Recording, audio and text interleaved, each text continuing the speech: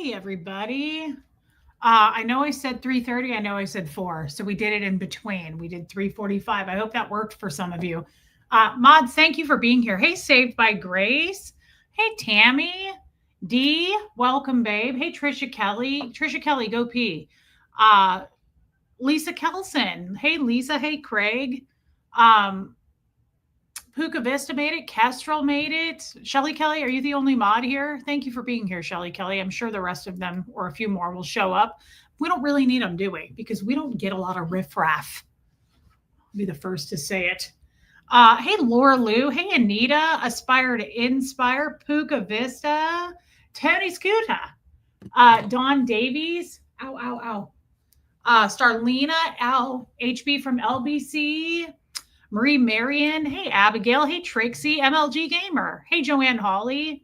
Gina E. Hey, Armine. Thanks, Armine. Saved by Grace. Hey, it's Liz Trix. Cheryl Anderson. He is so cute, but he sheds real bad. Hey, Bigsy. Hey, Buffy. Is it Thursday? I guess it is. Hey, Jessamine. Lydia Krause. It has been a while. Good to see you. Hey, Kaza. Katie Fulton. I love Katie Fulton. Hey, Anne. Melissa, you're on time. I love that. That's rare for us. Laura Isaac, welcome. Hey, Amy Edge, Elizabeth Vigil, Renee B. Bumblebee made it. Heather Landau. Perfect, Heather. Hey, Jamie Palmer. Robin W. Hey, Tashbits. Hey, it's nobody apparently is Heather Marie Houston. And she's been blocked apparently on my channel, but I can't find her and the mods can't find her. So I just wanted to name her because I feel bad. I can't get her to show up in the chat, but we love her and welcome in, babe. Hey, happy anniversary to your parents tomorrow. 44 years. You remember what that 44 meant. I know Finn is a butterscotch angel, Jessamine. You're here for manipulative roll call, says Buffy. Hey, Lumen. Hey, Katie loves my real turquoise. Thank you, Katie. It is real. All of it's real, actually. Even the horseshoe here, except for this guy. That was cheap. Thanks for noticing, Katie Fulton. Hey, Susie. Hey, Ghostwriter. Cammie, I hope you had a nice birthday. I missed your birthday yesterday. Hey, Catherine B. Hey, RL, December, Hand Ratty, Mama Smurf, Women's Warrior. I'm glad for you to be here too, Heather. Marie Houston. Buffy loves manipulative roll call. Hey, Alana, I liked your pictures that you posted. Marsha Laird says hi. She's also somehow blocked and we can't find her. She's in YouTube prison. And she says, checking in on the live. She wears an invisible cloak in the chat. And so everybody say hi to Marsha Laird. We love Marsha. Same with Heather Marie Houston. We just can't seem to fish her out. It's a YouTube issue. It's a glitch. I love that, Cammie. Hey, Sherry Taylor. Okay, Finny. Oh, Finny. Oh, he's so cute, though. Finny. Phineas. True to it. Hey, babe. Hey, Topsy. Hey, Dawn. Oh, boy. Where can I get some cheap costume jewelry? Amazon? I have no idea. But start there. Hey, Llama Lisa. Thanks, Tashbits. Thank you so much. Let's see. I have a piece of turquoise in sterling you may like. When I get a bit of money, I'll send it over. Send me a picture of it and I'll buy it from you if I end up loving it. I do love turquoise. I don't know what that means, Jessamine. Finn seems to be doing really well today. He's finished almost all of his food with his lysine treatment in it. Shards of words. Hey, I hope you're doing better. Last time we talked on here, you said you were feeling a little down, and I'm happy to see you. And thank you for being a member, babe. Breaking news. Reese does really notice those who are invisible. More on that tonight at 9. Thank you, Buffy. Hey, Leo. Welcome in. Linda Garden Lady. Haggis Basher. I love that, Haggis. That's amazing. No, I'd love to see a picture of it, babe.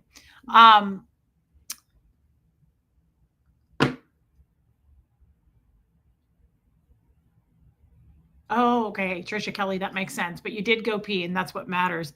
Okay, good to hear, Shards of Words. She's hanging in there. Chex, did you change your name? Did you change it from Checks in the Wind Checks in the wind. Hey, Linda G. Irish Mart. I feel seen, Shelly Kelly. Buffy. Uh, Reese notices people who don't just super chatter. We'll tell you more about that tonight at 11. Let's see. Let's see. What do we have to discuss today? Okay. So, lots of things on the horizon, guys. Lots of things. The problem is getting them out, right? Like remembering what those things are. And as we hit our 40s, we wake up and things are just sore. You know, it's a simple thing, but I've noticed lately that I sleep on my neck wrong and I wake up and I can't move it for days. Where does Finn sleep at night? Hey, love and life. He's so bonded with you. I can picture him crying. So I'm depressed about that as well, Renee B, or not Renee B, Laura Lou.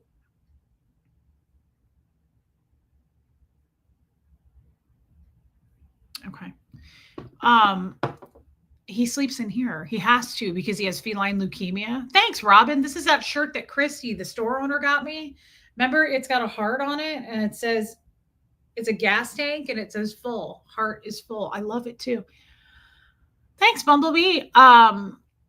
Hey, just as I am. I wish, hey, Amy Kimball. I know, Amy. I saw that. I figured that out. Uh, hey, Honey Lou, Anna Pikachu Hunter. I wish he could sleep with me. I want to know what it's like. I want to sleep with him so bad. He's a cuddle bug. He's a glowworm. Hey, PJ Mac. Tash bits. It's true.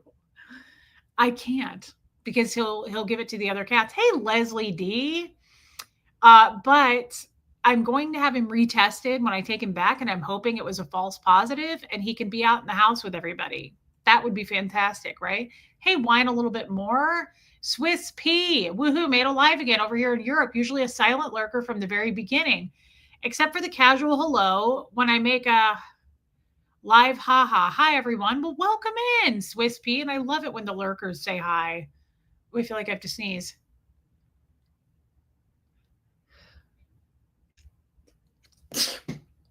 So sorry. But here's the thing about Finn, which is great. He doesn't cry ever. So, like, remember yesterday I was saying how sad I felt for him that he's isolated. He's kind of in here by himself. He seems to be fine. He does not hate it. Hey, Don Clark. He seems quite content to me, to be quite honest. Who asked me? I do too, in Sparkle Monkey.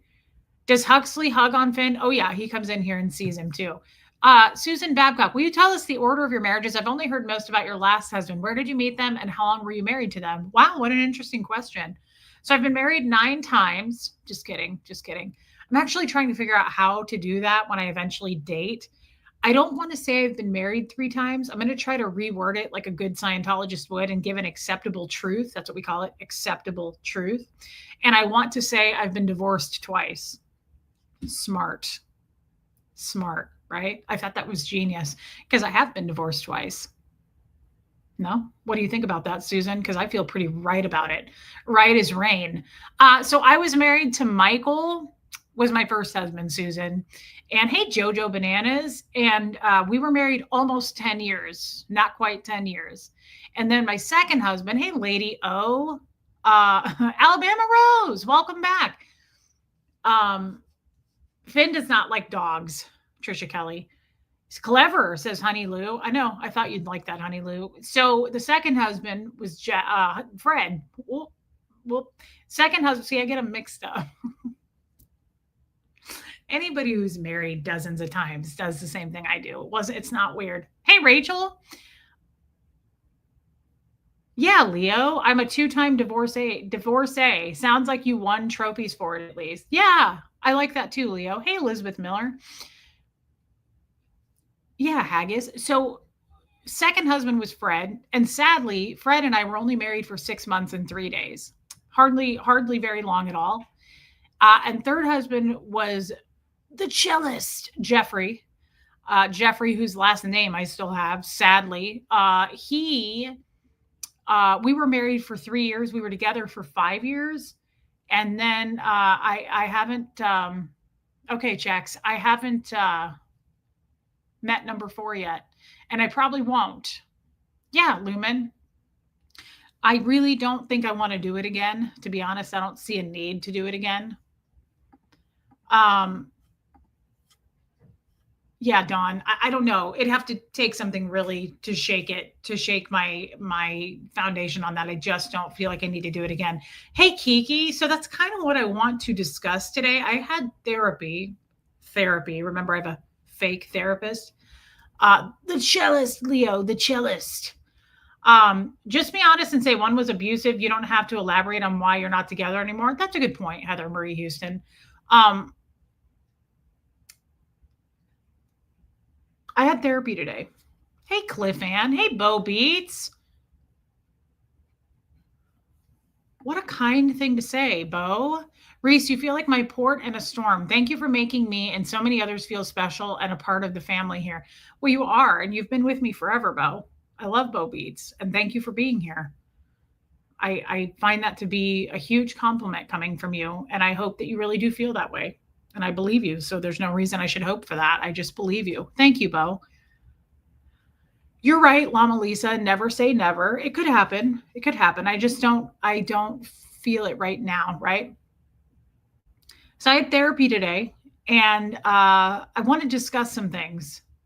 Oh, Susan says, how did you meet Fred? So Fred was living in the I worked at a senior living. It was independent living. Just before everybody freaks out, I talk about this because there's different levels of senior living. And hey, Aileen, I worked at a place that was 64, I think actually was the number. It wasn't a 55 and up place. Hey, Wisconsin Barb. I worked at a place that was apartments for seniors, but there was no care. It was just independent living. So, like, they came and went. There was no nursing. There was nothing like that. So Fred had sold his house and moved into an apartment there. And he was actually coming in. I was working on a Sunday and he was coming in from church. And I was at the desk and I was volunteering. Hey, Julia. Hey, Jenny Sorensen. Yeah, Jenny. I was volunteering. I didn't even have a job there yet. Hey, Gaslit. And there was no positions available. So I was just volunteering on Sundays to work there. And Fred came breezing through those doors carrying his big white Bible. It was this big, really cool Bible. And Fred, he was a fast walker, man. And I'll never forget it. I'll never forget what he did. I was behind the desk and he came breezing through those doors and he was walking real fast with a purpose until he saw me and he went, and he did, man. And he walked over to me and he was like, I'm Fred Harley. And I was like, you better believe it that you are, mister, because I like it. I liked it immediately. And I'd never been attracted to men that old. Okay. Like that, it was not expected. I just really, really, the Bible lured me in. Yeah. I was hooked almost immediately with him. We hit it off. Hold on, I'm going to yell something out to Hux.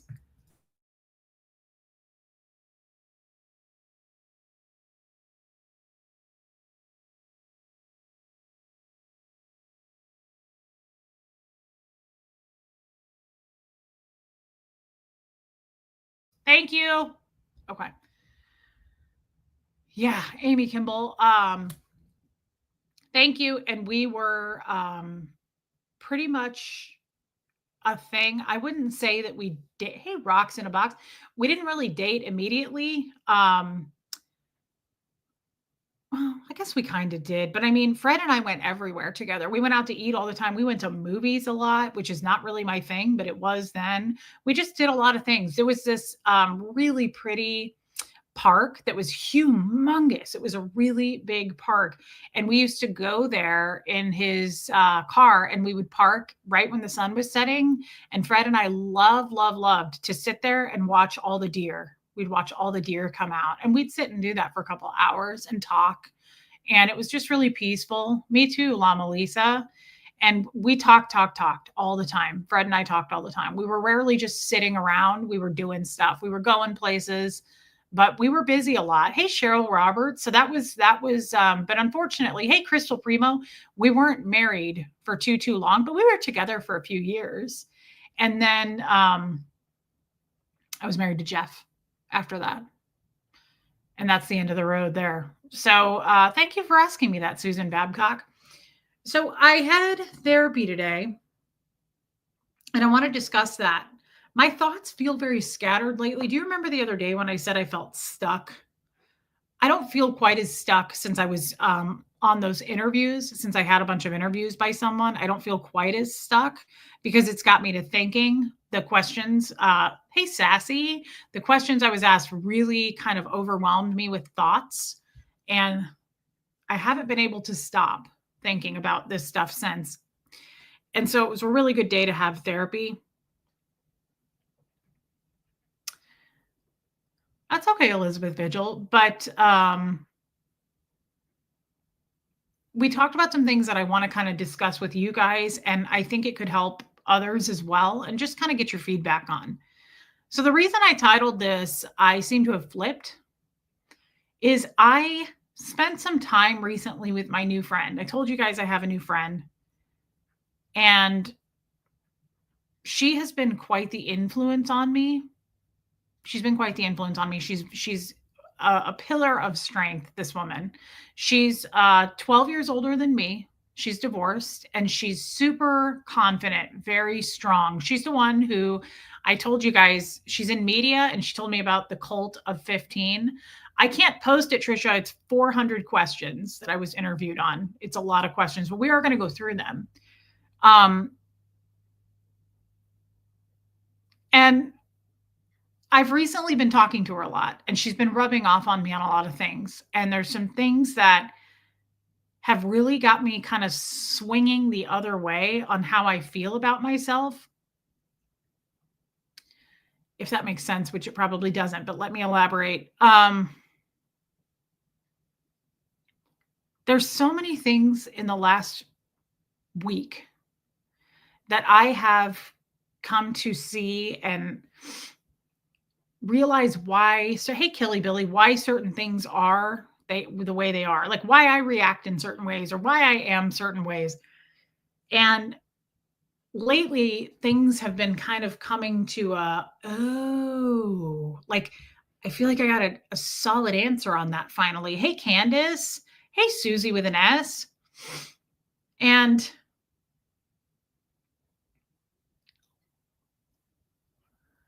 I'm trying to think how I want to start this, how to make sense of it. And I hope you guys are interested in this topic, honestly.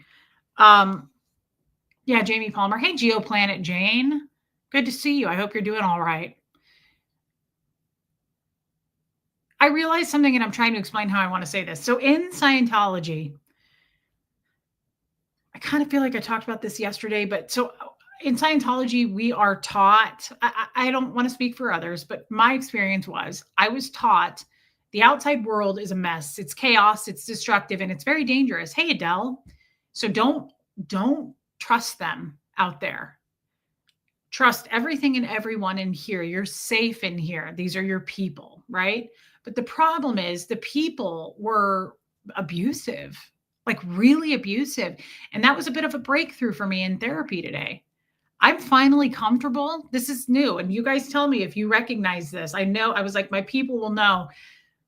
I've always tap danced. I've always tiptoed around that. Like I've never, I'm sorry, Geoplanet Jane. I've never, thank you, Anna Pikachu. Hey, Holly Day. I've never really openly been like, they were abusive. That was abusive. Like Dan O'Connor went on to be my friend for life. Hey, Deanna Downey. Dan O'Connor went on to be my friend for a very long time. Hey, Janine, I never thought he was abusive. Scientologists are very abusive to each other, but we just pick up the pieces and move on. So that's what I'm trying to say is that's kind of been my example. So what they're doing is they're saying it's not safe out there. Stay in here where it's safe, where we can punch you around. Literally, you're just a punching abuse. Hey, Mare. Guys, Mare and I are going to do a stream together, I think a week from yesterday. I'm looking forward to that on her channel.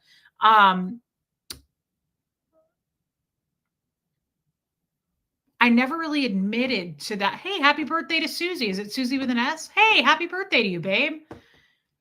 I never really I guess what I'm trying to say is I never really called out that abuse. And then even I feel like I made excuses for Jeff, my husband. I made excuses. Hey, Kendra Menson for Tommy. Like I make excuses for people because of that. Does that make sense what I'm saying? I've never really labeled it. I've never really been like, that's not okay. That's not how you should be treated. I've always kind of been like, yeah, but I'm okay with abuse. Like, that's what I'm trying to get at. It's flipped for me. I've changed a little bit. Hey, Lisa F. Hey, Franklin MC. Welcome, Lisa F. So that's not the point. That wasn't really the epiphany. The epiphany was kind of, yeah, Cheryl Fraser. The epiphany was kind of, I said this to my therapist, guys. I really have a hard time with the word victim. You know this. Scientologists are not allowed to use the word victim, and we're not allowed to blame anybody for anything. Okay. So everything is our fault. And I still have that mentality. So it's very hard for me to go, well, that makes sense because my dad was this way. Now I'm this way. Hey, Georgia, I don't like to do that. I know I should do it, but I'm not there yet. However, I was better today. Hey, Lori Lee. Yeah, totally, Kiki. Totally the devil, you know. Kiki's so spot on there. She said, I've dealt with this in the past and survived. I can survive it again. Yes. And so you're conditioned that way in Scientology. And I'm sure in other cults, I'm sure in other people's backgrounds, you're conditioned that way as well. It's the ultimate form of control. Is it not? Of course it is, right? If you're afraid, hey, Rhonda McNeil, if you're afraid of us and you're intimidated and we have you, under this umbrella, you're going to do whatever we want you to do, right? So, and if we can threaten you with losing everything, game over, right? So you're under our control and I can beat you.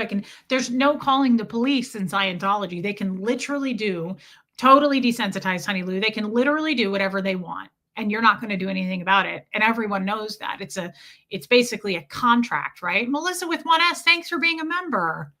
Thank you for becoming a member. That's so kind, babe. You know what I mean? So they have their own policing, all of that. So there's just no safety, right? So it's got me thinking about why I've been so accepting and moving the goalpost with boundaries. I've never really even had boundaries.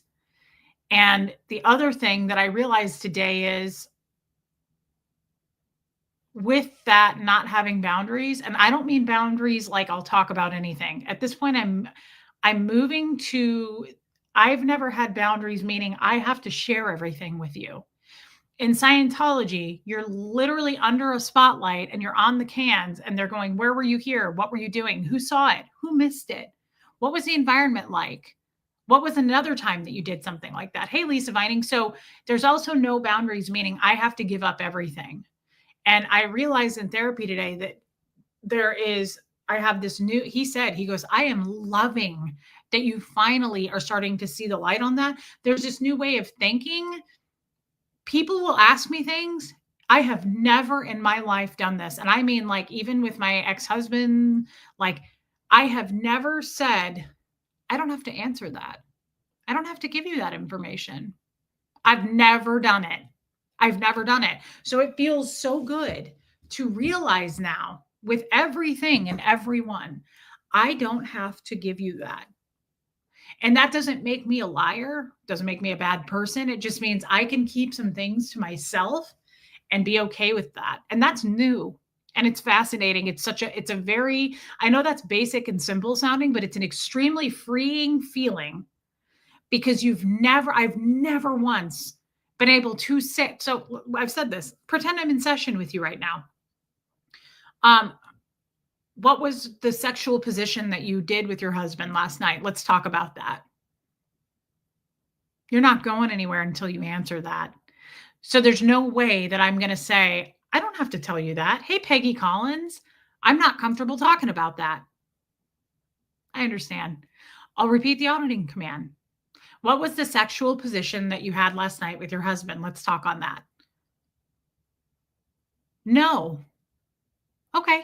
Well, we'll just sit here for the next 9 hours until you give it up. So there's no options. It's not an option in Scientology.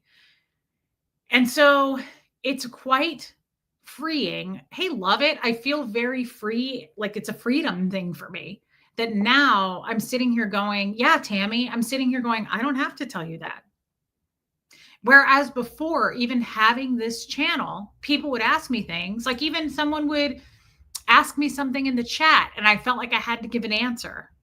I don't. And that's okay. It was scary for me before, right? Like it was scary for me to be like, I'm not giving an answer to that. Then people might go, oh, we'll see. She doesn't want to, oh, we'll see, we'll see, we'll see. Like, who cares? I don't care what you think. I don't have to answer that. And that is such a new feeling for me of like, holy crap, I don't have to give that up. I don't have to. Hey, Angie Moe, there is zero privacy in Scientology. Sandra says, how specifically does that help clear the planet? Thank you, Cheryl. Thanks, Jenny. How does that help clear the planet? I'm not sure the answer to that one. To be honest, I don't know the answer to that one. I think everything is under the cover of that. Everything we're doing is clearing the planet, right? Boundaries are everything, Honey Lou, but we are not taught them in Scientology from a very young age. I had to give up everything, right? I was in lower conditions at the age of 6. So it's yeah, saved by grace. It's such a good feeling to know I can keep some things to myself. I can share it with just my therapist. Even on here, I hit the ground running, right? Like I started a YouTube channel and I was like, I don't know. And I just started talking to the world. I probably don't want to ever go back and watch some of my shows because I bet you I did what I am saying how I feel now. I probably shared a lot of things I shouldn't have just because I was so naive and so willing to give everything up. Now I feel way more seasoned as a YouTuber and I'm like, I don't have to. Why? Because because somebody hates me and they want answers, you don't get access to me. I'm sorry. That's the other really cool thing. When I came out running, right, from Scientology, I reached externally for every relationship and attention I could possibly get.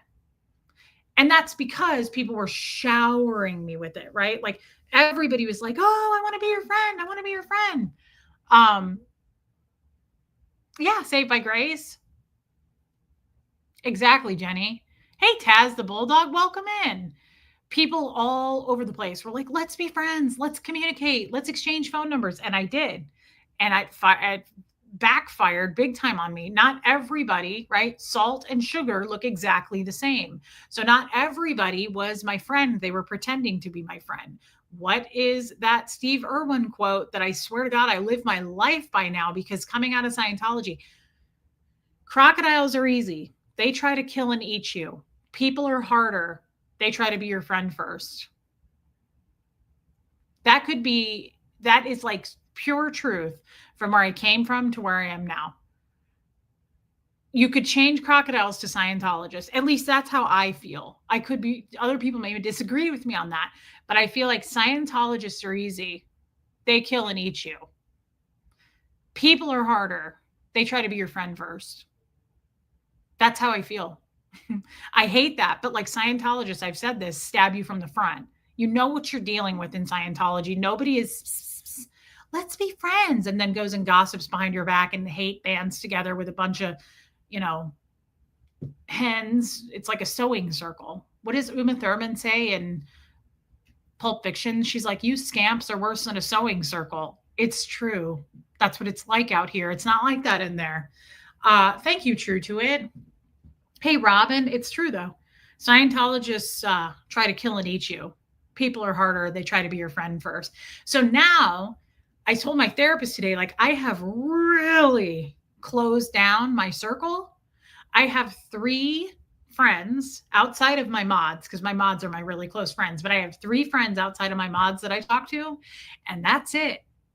And I have to say, I realized something today, and I'm probably I don't want to start anything controversial here, but do you know how good it feels to know exactly who you told what to? And first of all, it feels amazing to have friendships because I never had those, right? But it feels amazing to know the people you talk to are solid and you can count who they are. Like, there is no more like, oh God, that's leaked. Who did I tell? Where did that come from? I told too many people too many things when I started my YouTube channel. Again, you've seen all the blowback of like, Reese tried to be friends with me and now she's not. And like all of that. I don't have any of that shit in my life anymore. Hey, Miss Mary. Oh, yeah, Lumen. I notice a huge difference in the quality of my friendships. Their quality. They love me, right? Like they actually care about my well being. They're not in it for themselves. That's what those people were. Nancy Stitchin, you little angel. Nancy's everything but the wings. I don't know if you guys knew. Nancy, I still think about you every morning when I drink out of that coffee cup, by the way. Those people thought about themselves first. It was all about what I'm going to get out of this. Looking back, because if it wasn't, then why would you take it to a public platform and splatter it all over the world and bleed all over people that didn't cut you? Right? Instead of coming to me, like block me, but I'm going to go take it to a public forum. I'm like, come on, that just speaks to your character. And I'm not here to trash anybody, but I'm giving you an example of that versus now. And now I have people who actually care about my well-being, people who check in on me on a deep private level of like, hey, I've noticed your behavior changed here. How are you doing? Are you all right? Or people who lift, hey, care for JC. Yeah, I mean, people who lift me up when I'm down, and I could do the same for them. I know all about their life too. Like it's just a beautiful harmony, and you know when you know the difference. So the cool thing about that is while I'm here in the YouTube space alone, I'm not a part of any community. Would you say? I don't think so. Maisie Shiloh, get your ass in here. Hey, Carrie Ann. Oh, totally agree, Heather Marie Houston. And not everybody was a bad person. And no one's really a bad person. They just did bad things, but so have I, right? Like I'm not here to judge that. Hey, Scientology up north. Like people did what they did. They had their reasons for what they did. Enough said. I'll leave it at that. Like I don't really. Here's the thing. I found this out. So a couple things. I'm really glad I'm not a part of any communities. Because that's, I feel like, where the trouble you become a slave when you kind of agree into something and then you can't back out of it when you disagree. It's like culty, right? I'm really glad. I'm very grateful that I'm here on my own terms. I don't work for anybody. I don't work with anybody. And that goes with like Tommy, everything, how we used to stream together, anybody. I like just doing my own thing because then I don't have to explain myself. I don't have to hate band together with someone and shit talk somebody because my community doesn't like them. Like anything like that. It feels really good to just be like, oh, I'm so like, also they'll try. I mean, they may try, they may not. I don't know. People will try to drag me into stuff, but they can't at this point. I'm not a part of anything. I have no connections to anybody. I don't have any connections or friendships with anyone. And that to me is a really safe feeling. Hey, Shay B, that's a safe feeling because when you don't have those partnerships, you don't feel there's no obligations. You know, when things change and you change your mind, sometimes I've seen anyway that shit hits the fan. And I'm just so glad that I can step back from afar and be like, I'm so happy I'm not in that. I'm so happy I'm not a part of that. I'm not a drama girl anyway. And that was the other thing I thought of was, I love you, Mayor. I realized that today. I really am not interested in anybody. Thanks, Carrie Ann. And I don't mean that in a shitty way, by the way. I don't mean that in like, I don't care about you. It's not what I mean.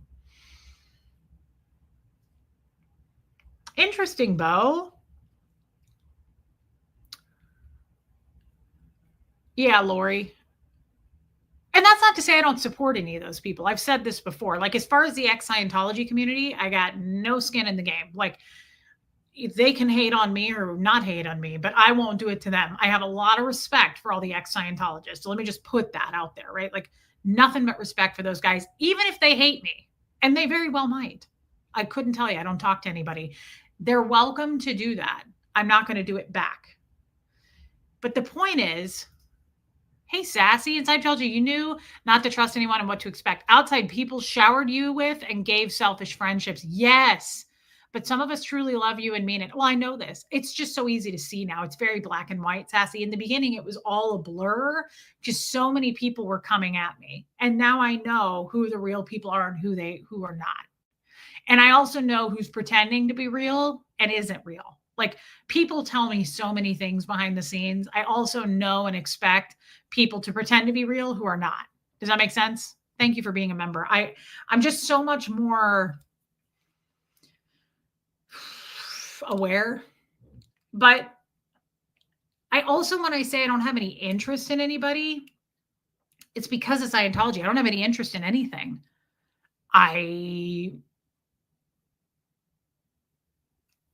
don't know what that means, Gaslit. Yeah, Angie, but now more than ever, I have clarity and I don't have any. I don't have any. Love you, Mayor. Looking forward to being with you, babe, on your show.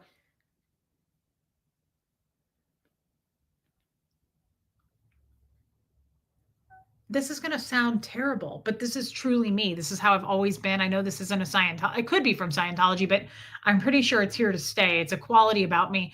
I don't give a shit what other, hey, Heather Rhodes, what other people are doing. So, you know what I mean by this is what I'm trying to say. Hey, Shell, this is why we don't do hate content. Don't get me wrong. If you fight, I'll fight. If you bite, I'll bite. If you attack, I'll attack. But otherwise, I'm not here to do any of that.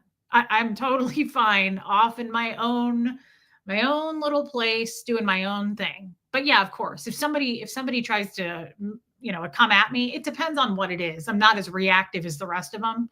But if I feel like I need to react, of course I'll react. But that's not what I'm about. And that's not what I'm interested in doing. So I realized too,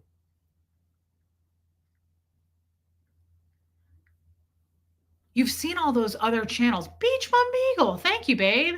You've seen all those other channels that just like back and forth, or they're just like just biting, just fighting, just yelling, making noise.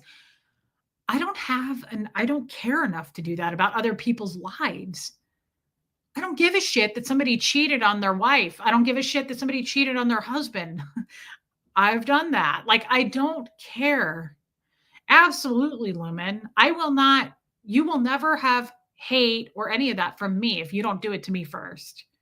Like, that should be a clear line in the sand. I don't make hate content.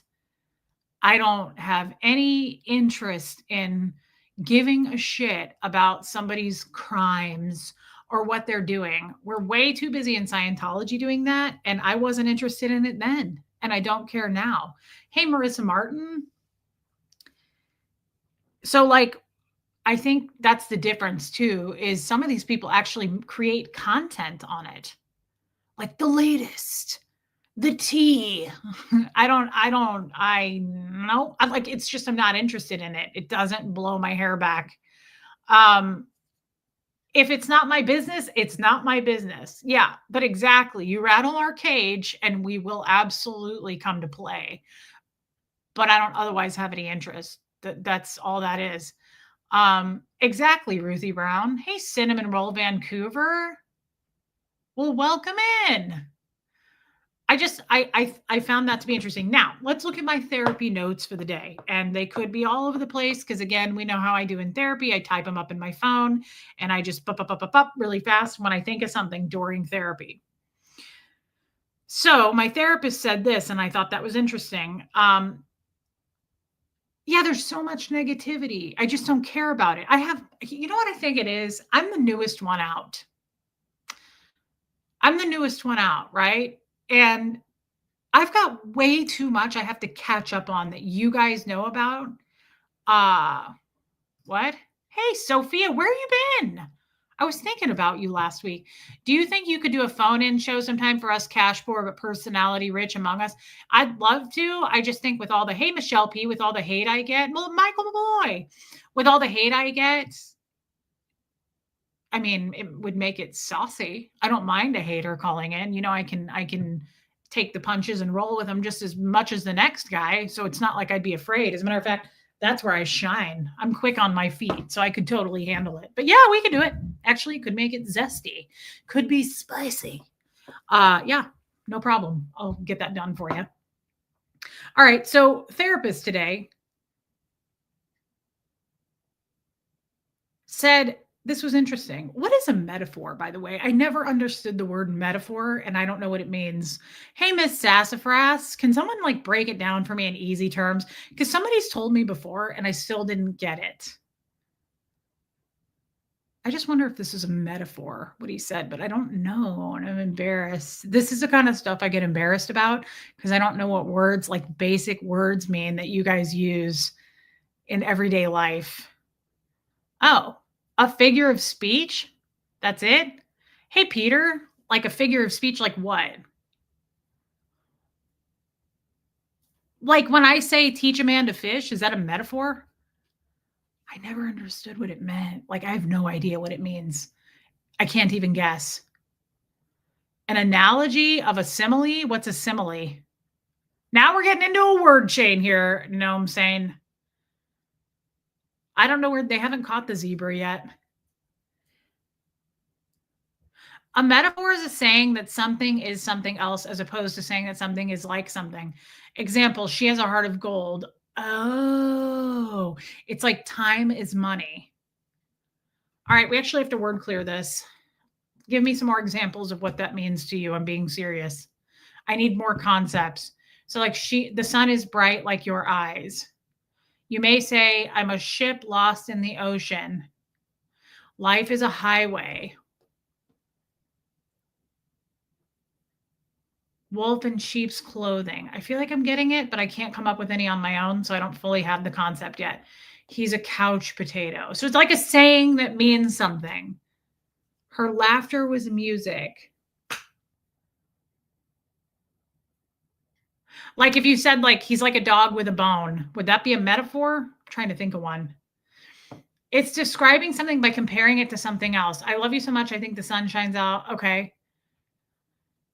The project is a train wreck. Examples, laughter is the best medicine. His heart is of stone. Surprise me. I smell success in this building. He's buried in a sea of paperwork. Okay. I couldn't do that, Bo Beats, because it would be calling into my phone. Your ass is grass, Lumen. I love it.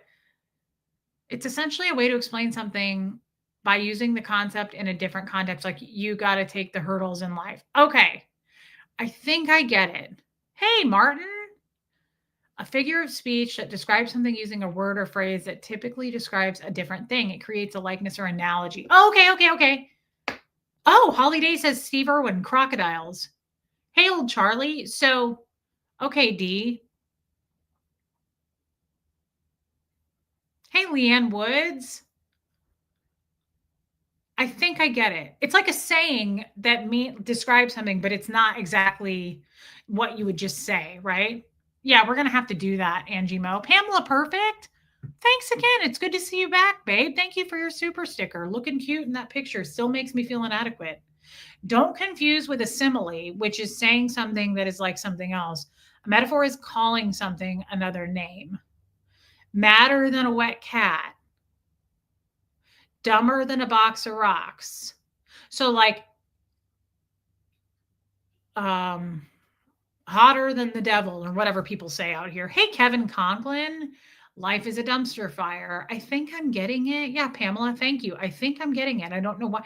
I've always shied away from that word because I don't know what it means. The other word I don't know, just so we can get this out here, because I feel like a Scientologist right now. The other word, I have no idea what it means. And I've heard it a lot lately. And I'm like, no idea what that means. Two words, actually. When I was being, hey, grateful, hotter than Georgia asphalt. Moffat Lou, there was another word I heard recently in that interview I had, and she said, was it cathartic? And I said, I have no idea what that word means. Hey, Donna Cooper, but what was the other word? Oh, hyperbole. I don't know what that word means. Like, I couldn't guess. Some words, I guess what I'm trying to say is I can kind of guess what it means and I can keep up with the conversation. But most of the time, I'll just say, I don't know what that means. I don't know what that word means. I'm not ashamed. I don't care. I'd rather say I don't know than pretend like I know. Hey, Happy Phantom. Good to see you. Well, when I said to her, I don't know what cathartic means, she said healing. And I was like, oh, that's it? That's what cathartic means? Healing? Cleansing. Okay. Love it. Which one? Okay. So I'm assuming hyperbole means exaggerating facts. Sorry, guys. I feel like we stopped the whole show to give my misunderstood words, and now I'm embarrassed. Oh, hyperbole is basically word salad. Oh, I had that way wrong. I thought hyperbole meant something in theater. I thought it was like something to do with like theater. I'm embarrassed. I feel dumb. This is why I don't like talking about how uneducated I am, because then I feel real dumb. Hyperbole is exaggeration. Using exaggeration to explain something hotter than hell, big as a house, could eat a horse. That's what that means. That's embarrassing. My whole life I thought it meant something to do with theater. I feel like I'm ready to sign off. I'm embarrassed. Nancy says cathartic is what you feel each time you work through something in your streams by taking it through. Oh, that makes sense. So it is like healing. I don't know what that word means, Laura Lou. Okay. Honey Lou didn't know it either. Thank you for admitting that, Honey Lou. Yeah, Jenny, I'm very willing to learn. I just feel dumb. Hey, Kelly, SBTV never in. Exaggerated statements or claims not meant to be taken literally. I love you too, Dee. Hey, Wendy Brewer. Oh, man. That's embarrassing. I'm kind of embarrassed right now. I thought it meant something totally different.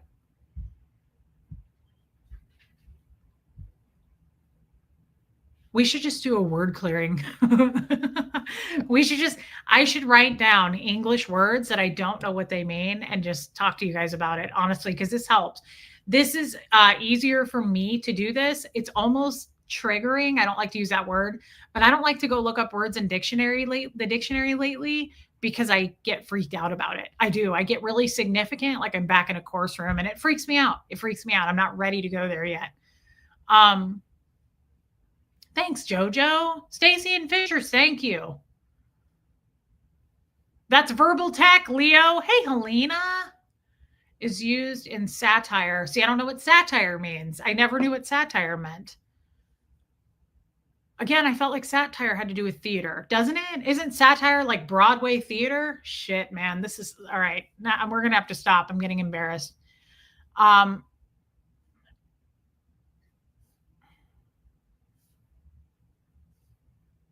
sorry, I got behind. Hold on.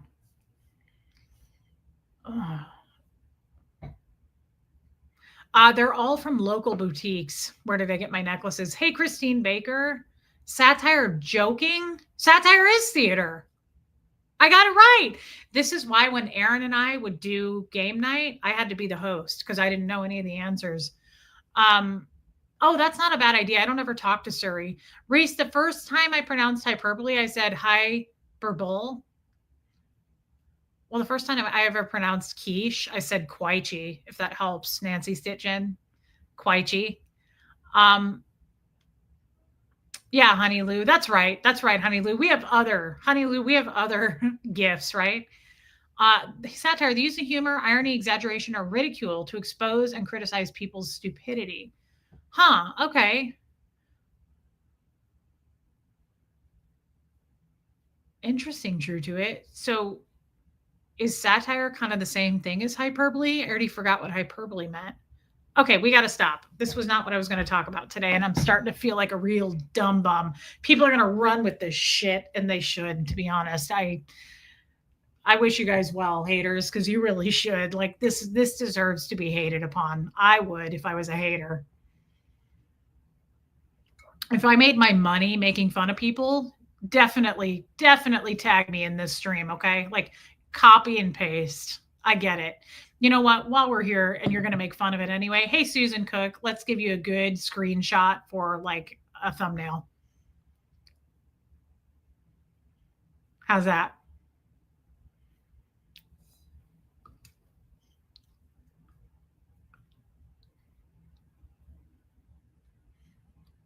Okay. All right. If you're going to make fun of it, we might as well go all the way. Boy, that's embarrassing, isn't it? I think it's embarrassing when I don't know what shit means. Oh, beach bum. All right, back at it.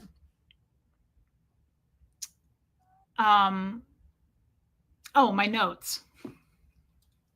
Hey, Nikki G, don't go back to watch. It's embarrassing enough. It's embarrassing enough. Nikki G, if you want to see this, don't go back. You can go forward and you'll just catch it on the evil replay. People will be running with this to make fun of. Reese is a dumb bum tonight at 11. She is the dumbest blonde that exists. And we'll tell you more about that tonight at 9. Can you not know you are the queen of satire? I still don't know that I fully understand the concept. Jenny says, I can't do that. I don't have teeth. True, Sophia. Thank you, Peggy Collins. It's still fairly embarrassing. Hyperbole. That could work, Martin. Yeah, that's SNL is satire. I've never watched SNL, but I know what it is. Okay, well, that's incredibly embarrassing. Let's pretend it didn't happen and move on. That's what I like to do. When you do something really embarrassing, like shit your pants, let's just pretend it didn't happen, okay? Let's just pretend that there is no smell in the room from shitting your pants. Love you, P. Taylor. Thank you, Abigail. Okay, love you too, Holly Day. It's embarrassing. I give full permission to make fun of this one. Like, again, if you're going to hate on any stream I've done, please pick this one. Like, this one deserves it 100%. All right. So the reason I said, what was the first word I even brought out? I don't even remember. Oh, metaphor, which I already forgot what it means. Okay, so I made this damn note and now I don't know why I made it. We're losing the audience, people. It's dead air out there. Jesus, come back, everybody. Come back. We're gonna circle back around. We're gonna keep you in the Rolodex. All right. Why did he say this? Oh, I remember. Okay. All right. Here we go. Deborah Ricci, you shit your pants at work today and thought of me. Do you know I have had more people message me about pants shitting happenings since I started my channel? Literally, I've probably had at least 15 people, probably more, reach out to me and go, Reese, I shit my pants. I totally thought of you. And I'm always like, I love that people normalized that, right? Come to present time, everybody. We're circling the drain, Sassy. It's dead air. We're losing the crowd. We're losing the audience. Okay. Quick, guys, because I'm about to lose the thought. Okay. So I say to my therapist, thanks, Kelly, but I sure feel dumb. I've never minded feeling dumb, really. I've never felt like I don't mind saying I don't know what that means. I know a lot of people play it off and they'll just act like they know. I don't have a problem being like, I don't know what the hell you're talking about. Please get out of here. So I say to the therapist guy, I say, boy, what a day. What a time to be alive. I think I'm starting to finally lose it, which sucks at 40. Is that like vascular dementia? So I say to him, it makes total sense to me. I'm super clingy. I'm super needy. Let's get back on track, everybody. I think I'm full of misunderstood words. This is called MU phenomena for those who have never been in Scientology. Right now, I am demonstrating what L. Ron Hubbard would say, MU phenomena, misunderstood word phenomena. And I really do have it because I just went through all those words and I don't know what they meant. I still don't. Now I'm kind of like, I don't know. I need to demo it out. I need to demo metaphor so that I can actually grasp it. But I don't have that kind of time, unfortunately. So we're just going to move on. And next time someone says metaphor, I'm just going to be like, oh, yeah, I know what that means.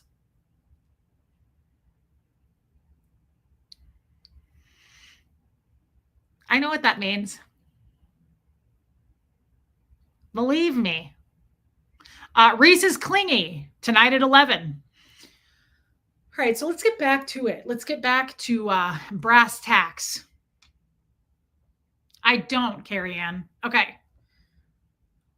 Please help me get on track. Can somebody please fucking reel me back in? I'm drowning out here and you guys are describing the water. I'm literally just being eaten by sharks and people are like, look, a hammerhead. Wow. Hey, there's Reese hanging out of its mouth. Help me.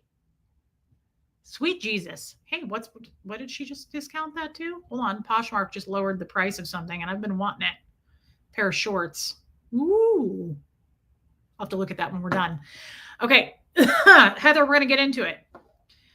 Okay. So I say I'm super clingy, right? And I have problems. And I was super needy with Tommy in particular. Why, you say? Because I think it was a bad recipe. It was a bad storm. Starlene, no one knows the topic, honestly. I don't even know what's about to come out. It was a bad storm. It was a bad mix, right? It was a bad combo of me coming out of Scientology and trusting this little weasel, right? Sorry, Stacy and Fisher. Sorry to make you wait. I can't believe you waited this long. Honestly, I would have left. A lot of people did. We lost the crowd. So it was a bad crossover, right? It was, I was thunder and he was tornadic. That was profound. That just came out, right? But we had great thunder together, okay? All right, let's get back to it. So I was super clingy, is what I'm trying to say. And did I chase Tommy? Probably. I'm sure I did, right? Like I couldn't seem to get enough of it. I'm an addict. I'm an addict, okay? And it was a rebound, right? And hey, Lindy. So it was like I had to get closer and closer, and I was more forceful about it. And I was trying to make, and I said this in therapy today, I have a habit with men in particular of like being like, oh, he gave me attention. Let's get married. Like that's how I've always been. But I didn't realize I was always that way until recently. And I'm being serious. I have no Kevin Conklin, you little angel. I have no standards. None. Why would I? There's no boundaries in Scientology. None. Why would I be expected to have any boundaries in my life? I let men literally punch me around and throw fax machines at me. Why would I think I'm going to come out into the world and be a fully formed adult and make the right decisions and set good examples? Hi, I'm Reese and I'm an addict. I'm a peen addict. Attention addict. Okay. So the second I get attention from a man, I feel like I'm always like, oh, he likes me. I do that. I'm being serious. It's incredibly embarrassing. It's almost as embarrassing as not knowing what metaphor meant, but it's not quite the same. I would say metaphor is here. That one's there. So it's close, right? They're like a close second. Like it doesn't take the gold, but it takes the silver. You know what I mean? So now that I see this, I can't unsee it. And what he said to me is he said, you're like a boxer with a heavy hitter. In the ring, he said, a boxer that's fighting a heavy hitter is going to get closer. They don't want to be further away. It's going to hurt worse. So they get closer. I'm not sure what he meant by that, but I wrote it down. I thought it sounded neat. Okay. Wanted to share it with you guys. And hold on, let me just look at my notes here. I made a lot of damn notes today. It must have been a really good session. Please just talk amongst yourselves for a minute.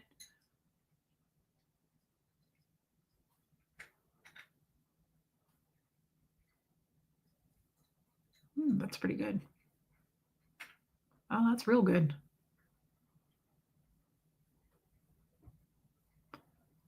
Ooh, I like that. Smart, savvy.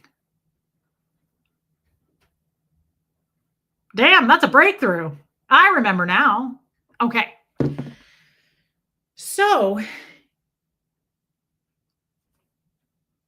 we talked, the whole session was about, excuse me. Sometimes I miss it. So you just have to grab them yourself. If you want something done right, and you miss something bad enough, right? So the whole session today was about realizing that I need to value myself more, right? We have to value ourselves more. Well, what goes into that? You ask? Let me try to answer. because I'm doing such a good job at it right now, right? Like I'm really staying on track and I'm losing the crowd. Look at the numbers go down. Uh, he said, this is why I asked what metaphors are, because I think this is also a metaphor. He goes, I really like what you're doing. He said, it's like you're tearing down the old town and you're building the new one stage at a time. You got the brick, you got the hay, you got the whatever. He said, it's like you're taking things one step at a time. Self-care, Gaslit. And he said, I like what you're doing here. He said, at least you see it. And he said, you're planting seeds, but you're not in full control of the weather, but at least you're taking a shot. I liked that. Are you guys staying with me, or are we just in the crowd now talking? Because I wouldn't blame you if you weren't staying with me. Honestly, this is a bad fucking stream. And I feel like I should either quit now or quit when we normally quit and then just delete the whole thing at the end. I haven't decided which is best. We'll go with whatever is the healthiest. But I loved that. He said, you're planting seeds, but you're not in full control of the weather.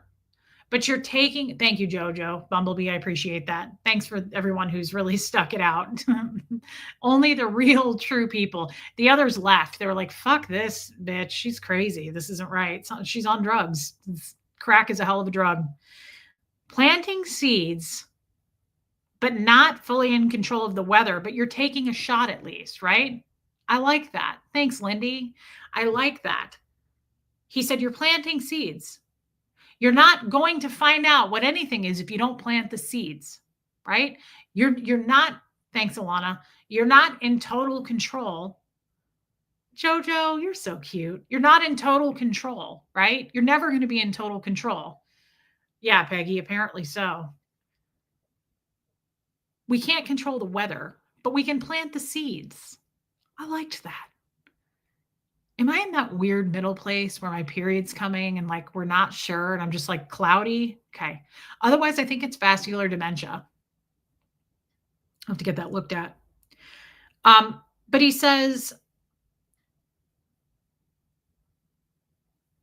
you're exploring your options. And if that doesn't work, it will lead to something. You're trusting the process. Nothing will happen if seeds aren't planted. I liked that. So I wrote it down. And then he said something interesting. He said, you want to know something interesting? He said, men aren't really seed planters. He said, they're downers and way more realistic. He said, they're more like stuck in reality. And he said, men don't always have encouraging energy, except if it's like for sex or something. And he said, women are way more encouraging. He said, like my daughter, for instance, he said she will have some like seed planting idea. And he said, I will want to be like, that's ridiculous. That's never going to work, because men are more realistic. We're more emotional, I think. He said, but I have learned to pull back and let her plant those seeds and let her figure it out for herself. But he said men, and I kind of agree with that. Like men are more stuck in what's real. And I feel, well, for me anyway, when I've been married to all my different 40 husbands, I feel like guys are definitely more like they think in numbers, they think in reality, they think in like cost benefit analysis. And I feel like a lot of men are like women will be like, you can do anything if you set your mind to it. You can do it. And I feel like men are like, it can't be done. And here's why. Like they're just more realistic. Now, that's not a solid fact, right? Of course it isn't. But I think it's kind of, there's some truth to that. Like men are just not as like, well, let's plant the seeds and see what grows. Hey, Sane, right? I mean, I feel like that's true for me. And that's why I love, love, love, love women and just being around women more. Because I feel like women have always in my life, especially now, been way more uplifting.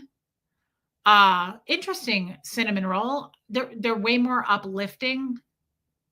True. Eminem said that. And just like you can do it. And I feel like guys are not always, they are kind of a little more realistic and in some ways a lot more downers, right? I love that Geoplanet Jane. I do too, Jojo. And then let's see. I loved this and I just want to share this. because by the end of hey, Joe Virus, by the end, hey, Rain Virus, you guys weren't here yesterday. And I want you to know that I noticed you missed class yesterday. Sorry to embarrass you guys in front of the crowd, but you missed class. Okay. It was important. I don't even remember what we talked about, so it wasn't. Yeah, Joe Virus is very realistic with hard truths. Fred was a nurturer. I agree with that. So this was an interesting thing that the therapist said too, and I do want to pass this on to you guys. He said, don't go into the deep end. He said, pause, check in with, this is very important, guys. Yes, you did, Rain, and I noticed. I almost said at the end of my stream yesterday, I was going to be like, where the hell are the viruses? You think I don't notice when you're not here? I see everything. I am the eye in the sky, looking at you, blee, blee, blee, blee, blee. All right. Oh, well, that's a pass, Joe. All right. You have an excuse. Listen. This is really important, everybody. Open your ears and turn up your volumes for the people who didn't leave, because we had a much higher number in the beginning, and I understand why people left. This is a shit-ass stream. Don't think I don't recognize that. It's not our best. Not even by close. Far? Do you say not by far? Or is it not by close? I just think it's an off day. I probably just shouldn't be here. All right, but listen, this is serious. Oh, there it is. Okay, listen, I'm being serious. Yeah, Peggy. Pause, check in with yourself, and identify your choice. Everybody repeat that with me. All right, Joe. Pause, check in with yourself, and identify your choice. That is a very powerful statement. Thanks, love it. You're the only one. That's a very powerful statement. We broke that down. He said, I like that you do that. He said, I've noticed in our last few sessions, grateful. He said, I've noticed in our last few sessions that when I ask you a question, you don't just rattle off an answer or give me a response immediately. He said, you pause, check in with yourself, and identify your choice. Are you guys following? Class, listen up. Because then he said, he goes, and he never really gets personal with me. And I was surprised he said this. He goes, my wife hates when I do that. And I said, what do you mean? What do you mean? What do you mean? I need to know. I need to know. What do you mean she hates it? And he goes, she doesn't like it when I pause,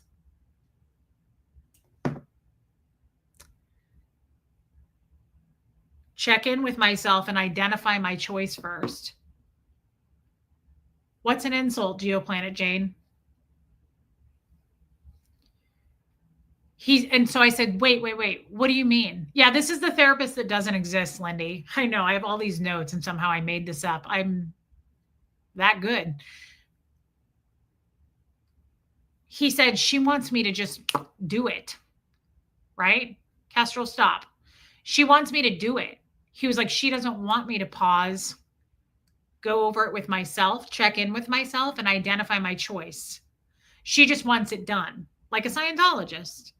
And he goes, I like lately, he said, I've noticed that when I ask you a question, you kind of go, well, that's interesting, because it's like you're checking in with yourself.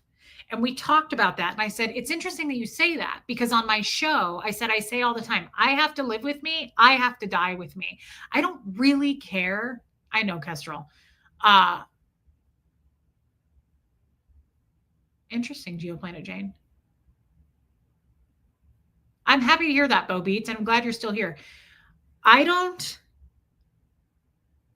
It's a way of kind of self-care, self-respect, right? Like, I know maybe, hey, Kaz, maybe you guys, oh, thanks, Stookie. I'm not being serious. People come and go all the time. The number fluctuates all day long, babe. I'm not worried about it. Aaron used to say this to me, and I actually really appreciated it. He said in the very beginning, when I was starting a YouTube channel, I was like, it didn't get that many views. I remember like hey, Stella, I remember trying to figure out the numbers and like understanding how it worked.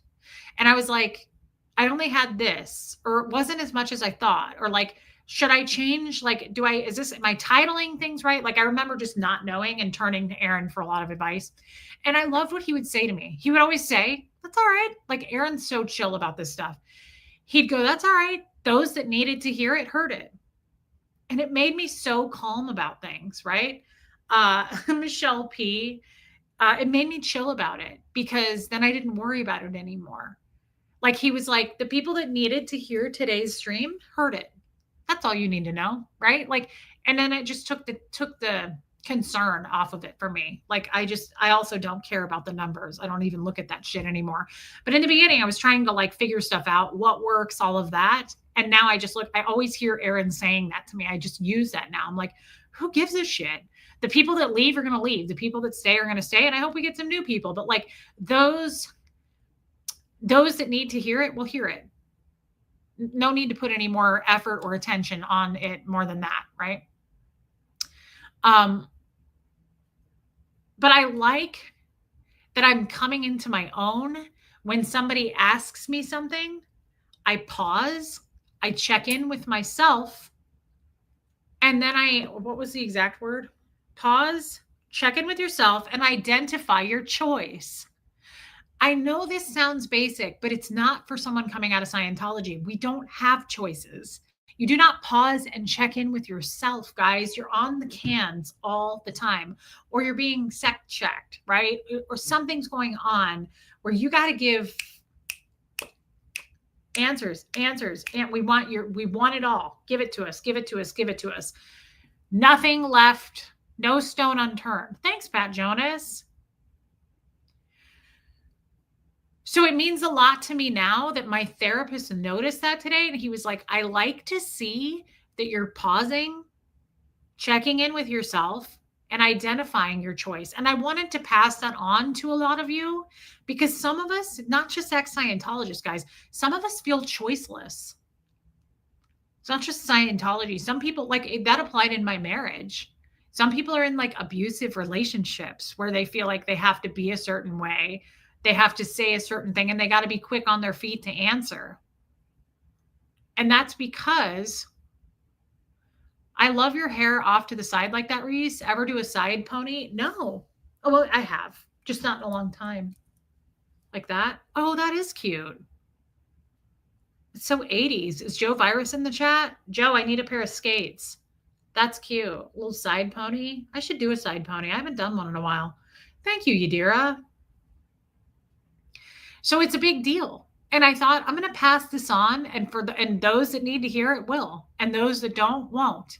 But it is important. Yes. Renee B. That's the one person I'm glad. She said, I never pause and check in with myself. Thanks for sharing that. No.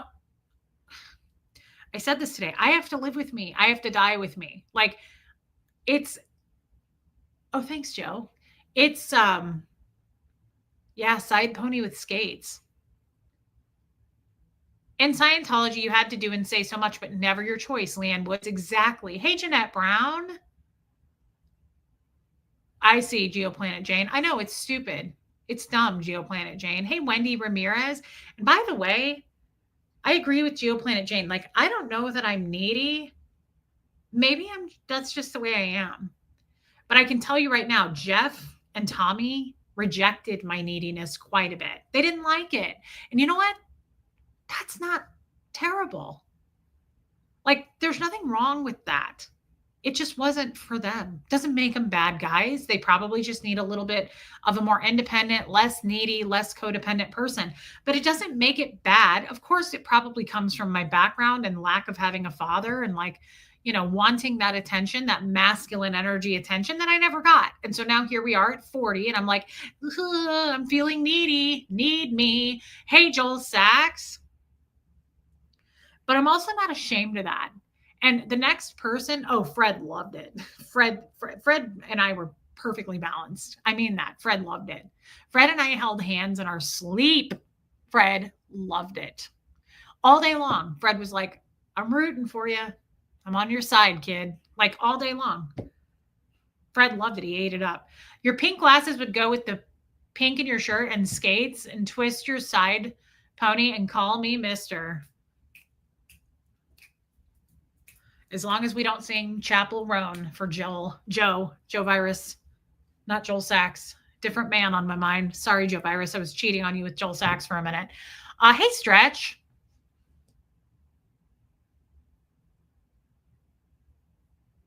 Bumblebee, therapy is the best thing outside of my channel that's ever happened to me. Therapy is not scary at all. It's amazing. I look forward to it every time. Yes, Sassy. Thanks, Linda. Linda. Grateful. That's adorable. I've never heard of anyone else holding hands with their hubs while sleeping besides me and my hubs. Grateful. It's just you, me, and otters. Did you guys know that otters hold hands in their sleep so they don't float away from each other? I want one so bad. I want an otter and I want a capybara. Capybara. Capybara. Yeah, Dawn, I know that. And I get that. That's so sweet, Jenny. Yeah, Wendy, don't forget to hit subscribe, guys, even though this stream sucked ass. So the other thing he said, he was full of, I think, metaphors today, if I'm using the word right. He also said, you're doing great, Reese. I don't think so, Grateful, but I'm going to get one shipped to me via FedEx. He said, Reese, you're doing great. You're making small changes and strides. And he said, you're self-reflecting like crazy. And I said, that's all I do, man. That's all I want to do on my channel. And he said, it's like this. He said, you used your teeth in the past to open something. He said, wasn't really the best way to do it. He said, but it did open it, right? Like, even though you shouldn't have. Hey, Sherry. Oh, Sherry already said hi to you, but I'll say it again. Hey, Sherry Taylor. He said, so like, yeah, you used your teeth and that probably wasn't ever the best, but at least you got it open, right? Like small steps, and stop tearing yourself down. Hey, Alicia, don't ever be ashamed of who you are. You are a smart, beautiful, ever-changing, loving human being. I absolutely adore you. I love you, Alicia. And I always love seeing you in here. Thank you, babe. Melissa with 1S, that's so kind. Oh my God, me either, GeoPlanet Jane. In the senior living place I worked at, that's the only time I experienced it with old people. Some old people were like, and every time they did it to me, I was like, yeah, ain't going to respond to that, lady. You better step back, Gladys. You better calm down, Edna. I don't think so. Not today, Edna. All right, listen. This was really, really interesting, and I want to share this, okay? I need you guys to, hey, Joanna Arcana, I need you guys to listen to me. So when we got toward the end, me too, Shell, me too, badly. When we got toward the end of our session today, Jenny, I'm still acting weird, and I'm still talking about this, and I don't care who knows it. Yeah, don't fucking snap your fingers at me. No way. I'm still feeling uncomfortable. Thanks, Julia. I will. I'm still feeling uncomfortable with the fact that I cheated on Jeff. I can't seem to. And this was interesting. Let's get into this for a minute because I really enjoyed this part of the talk. I was like, I'm really struggling with that still. I'm struggling with it on my channel. Like, I just wish I hadn't have done it.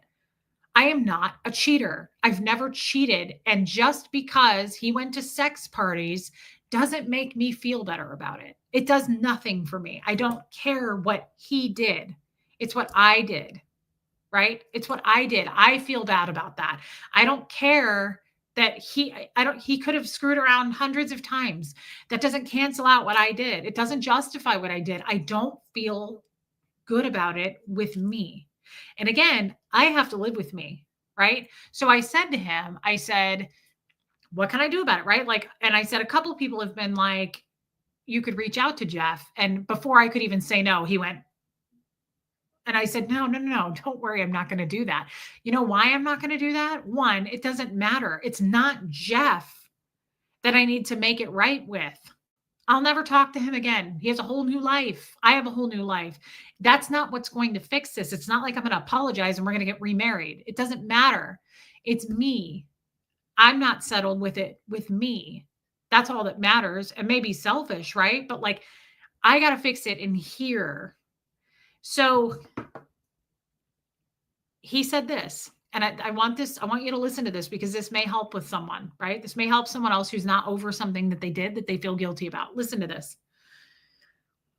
He said, let me ask you something. Do you see it differently now? Love you, Bo Beats. Thank you for super chatting me, babe. Thank you. You go. Gotta go. You rock and are making a positive impact. That's all I need to know. Thank you, Bo. And I love you. Thanks for being here. Thanks to the super chat. So hold on. I know, Stretch. Listen to this, though, you guys, because I had to write this down. I know, Pat, but I am going to, and this is why. He said, do you see it differently? I said, what do you mean?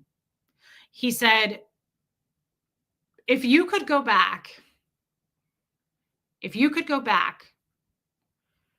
to when you were married to Jeff and you had just met Tommy, that whole time period, he said, do you see that differently now if you could go back? He said, would you have cheated? Would you change things? And I said, totally would have been different. Yeah, I wouldn't have cheated. No way. Knowing what I know now, if I could go back, fuck no, I wouldn't have done that. I'm not a cheater. It was wrong. And I feel dirty to this day about it. And he goes, that's growth. He said, we've changed. And he said, I must have written this sentence weird because it doesn't make sense. Not appropriate because we've learned a new pattern. Not okay. So he said, you've learned a new pattern. He said, it's not appropriate. I know what he said now. It's not appropriate to continue to beat yourself up if you know in your heart that you would have done something different. If you could go back and change it, and you would, that's growth. That's forgiveness. You're reflecting on it. You would have had a different pattern. Everybody out there making hate videos to this day have experienced zero growth because they don't have any new patterns. It's all her. It's all him. Look over there. I'm not doing anything wrong. I didn't do anything. I'm the victim in this story. It's not me. Look at them. That's all that is. It's like if I were to say, no, I wouldn't change anything. I totally would have still jumped all over Tommy. That was great. Then I have learned nothing and there's no growth. I have not experienced any growth. Right? Does that make sense? Like that's so easy to see that for me. It's like the perfect concept. If I could do it over, would I do it differently? If my answer is no, then I have nothing to be accountable for. I guess I was right. I guess they're wrong and I'm right, right? Jeff was a dick. No, he cheated on me. I'm glad I did what I did. That is not any self-reflection nor growth, right? Love it. Okay, Lindy got it. Okay, right? Like taking some accountability and reflecting on what you did, that's my favorite thing to do. And it made me feel like I could forgive myself because he said, hey, DNV, that's growth. That's all you can do.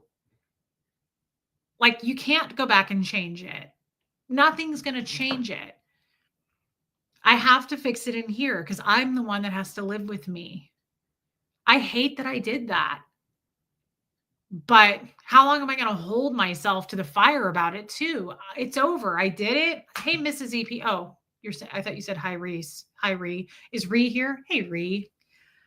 That's growth. And so the reason I'm so like hitting hard on this is because I have a lot of things that I feel bad about.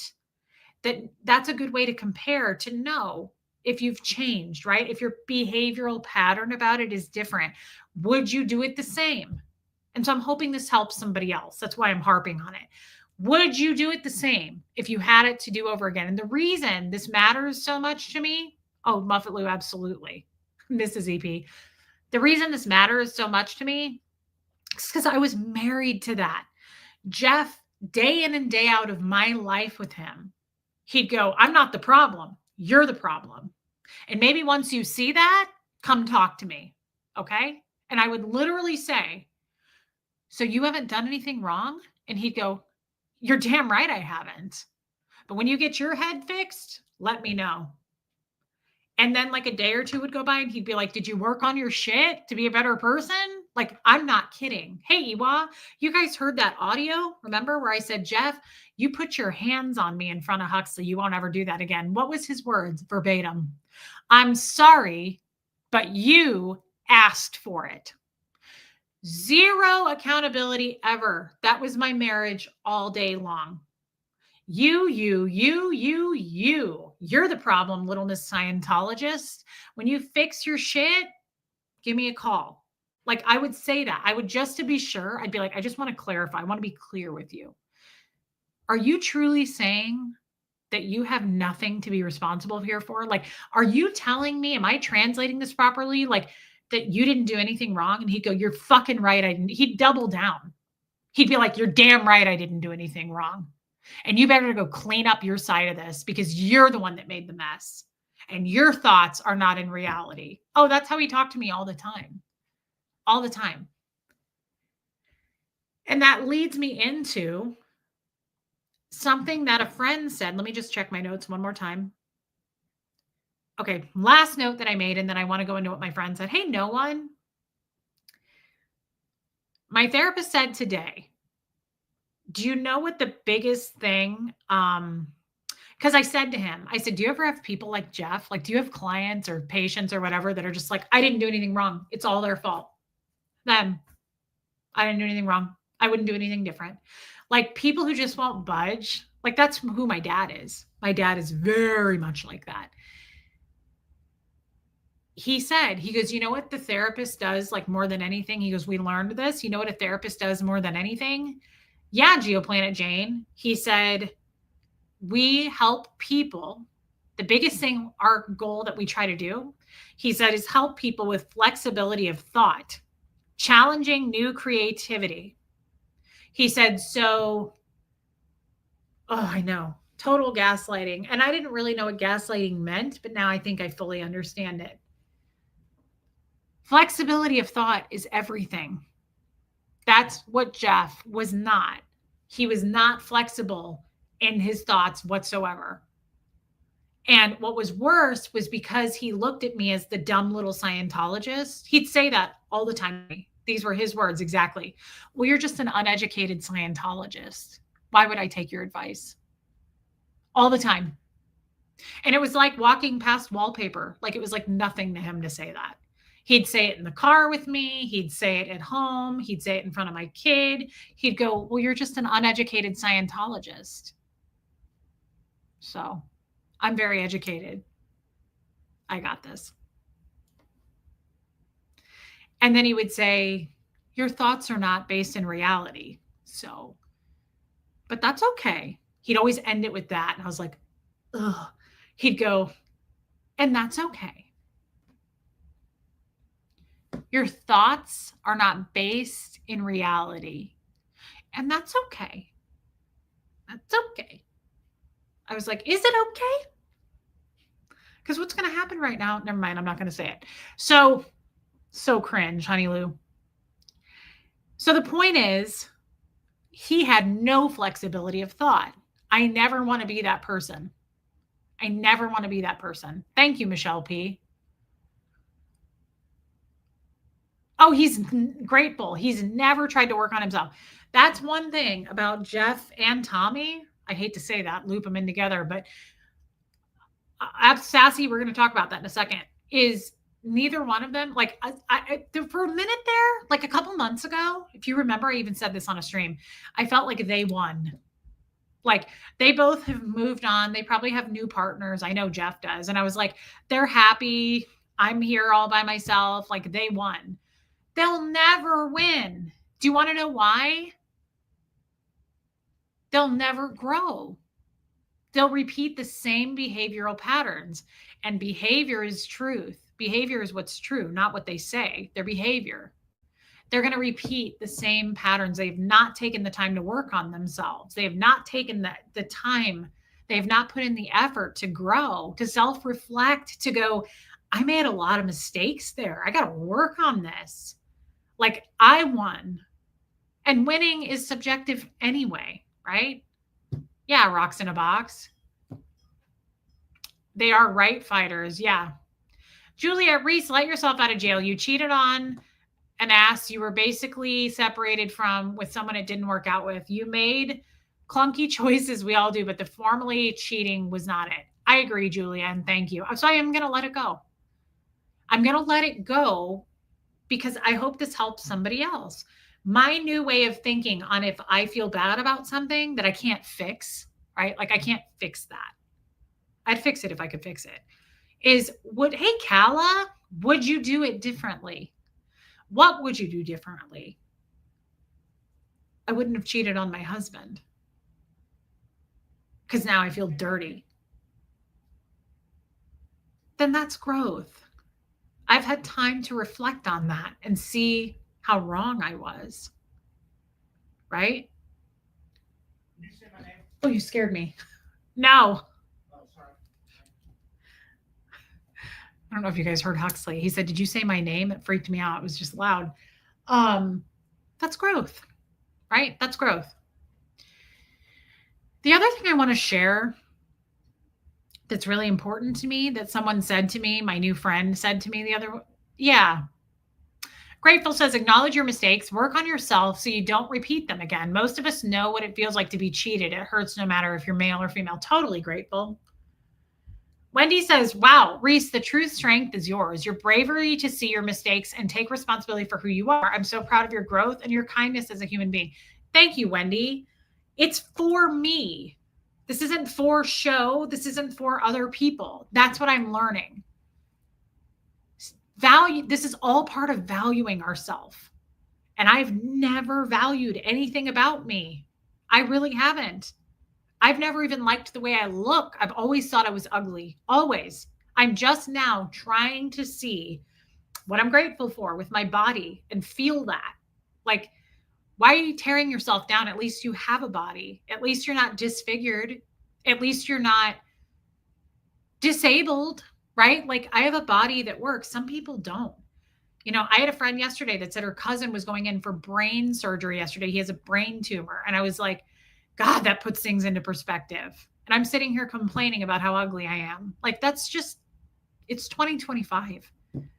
It's stupid. And I have to live with me forever, right? So value yourself. I don't care anymore. I've flipped on my idea of this. And so this is what I'm going to say. I'm going to stand up even though I'm wearing shorts and I look terrible, right?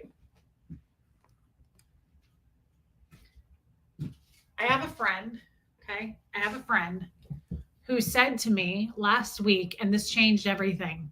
Do you guys remember how I always say, there's no velvet rope at Club Reese? Thanks, Everyday AFA. Anybody can get in. I've always said that as a joke, but it's not really a joke, Yadira. It is more programming. You owed Jeff no loyalty based on what he was participating in. I am happy you tried something to snap you out of it. You only live once. I am happy you are free of them both. New life plan. I love new life plan. Thank you, babe. Me too. I'm truly happy. Thank you for your super chat. I love you. Thanks, Beach One Beagle. I just got him at Target. And in the end, all we have is our peace of mind. Kaz is so right. So, like, why waste that? Let's do it now. Let's value ourselves. Phineas. Okay, so I'm going to show you what my friend said to me. Do I need to tilt this up? Okay, my friend said, and it's not that big of a deal, but I want to kind of demonstrate what she said to me. So she says, we're in this room talking, and she goes, like, I brought up how I always joke on my channel that there's no velvet rope at my little boy at Club Reese. Anybody can get in. And she was like, Reese, she was like, hey, Original Ann. She said, you are, and I want people to apply this, men and women. I want you guys to apply this, okay? Because it really was profound for me. She said, you have no idea, like, just everybody is so special. We're all very, very special. And she said, that's not really the way of thinking. She kept saying this to me and I loved it. She goes, I think you need to aim higher. Like, you need to aim higher. Because I said, there's no velvet rope at Club Reese. Anybody can get in. And she was like, you need to aim higher than that. And you need to take that more seriously the way you think. So this is what she said to me. She goes, from now on, she goes, I want you to do this. She goes, from here. Oh, it's because I have a heart shirt on too. She goes, from here, your heart, to here, our hand flaps. Okay. So she goes from here to here. She said that should be more than guarded. Nobody should have access to that. Not just anybody anyway. She was like, that is sacred at this point. And she was like, you need to guard that space from your heart down. Nobody should just get into that. You have to value yourself way more than that, right? Yeah, Lady O. Can you please just sit with me though? It's sacred. No more bullying ourselves. Yes, Grateful. It's true. Finn, I'm going to stand and hold him and see if that works because he's just going to like stand in front of the camera and I don't mind. I almost feel like I'm at a desk standing. So it's absolutely true. He likes to be held. Like I carry him around the house like this. You got to treat it more like VIP access only. And I think that I need to take that more seriously. And even just saying that, aw, Sherry Taylor, sacred space. Yes. Sacred space. It is. And I've always joked about it. Thank you for your super chat, Sherry Taylor. That was really kind. Guys, heart to here. It is. And while I laugh and joke about it, I don't want to influence people in that way that like, oh, anybody can get in. It's actually not that funny. And people who watch me, I want them to think the way that my friend taught me just now. Your body is sacred. And just because somebody wants access to it doesn't mean they should get access to it. I know Wendy Ramirez, I pick him up and when I'm doing stuff around the house, I just carry him like this. He never wants me to put him down. I just walk around. Like I just carry him around the house like this and he just loves it. He looks at everything. He doesn't mind. And he's like a feather. Everybody is welcome to the party, but not everybody gets a seat at your table. Yeah.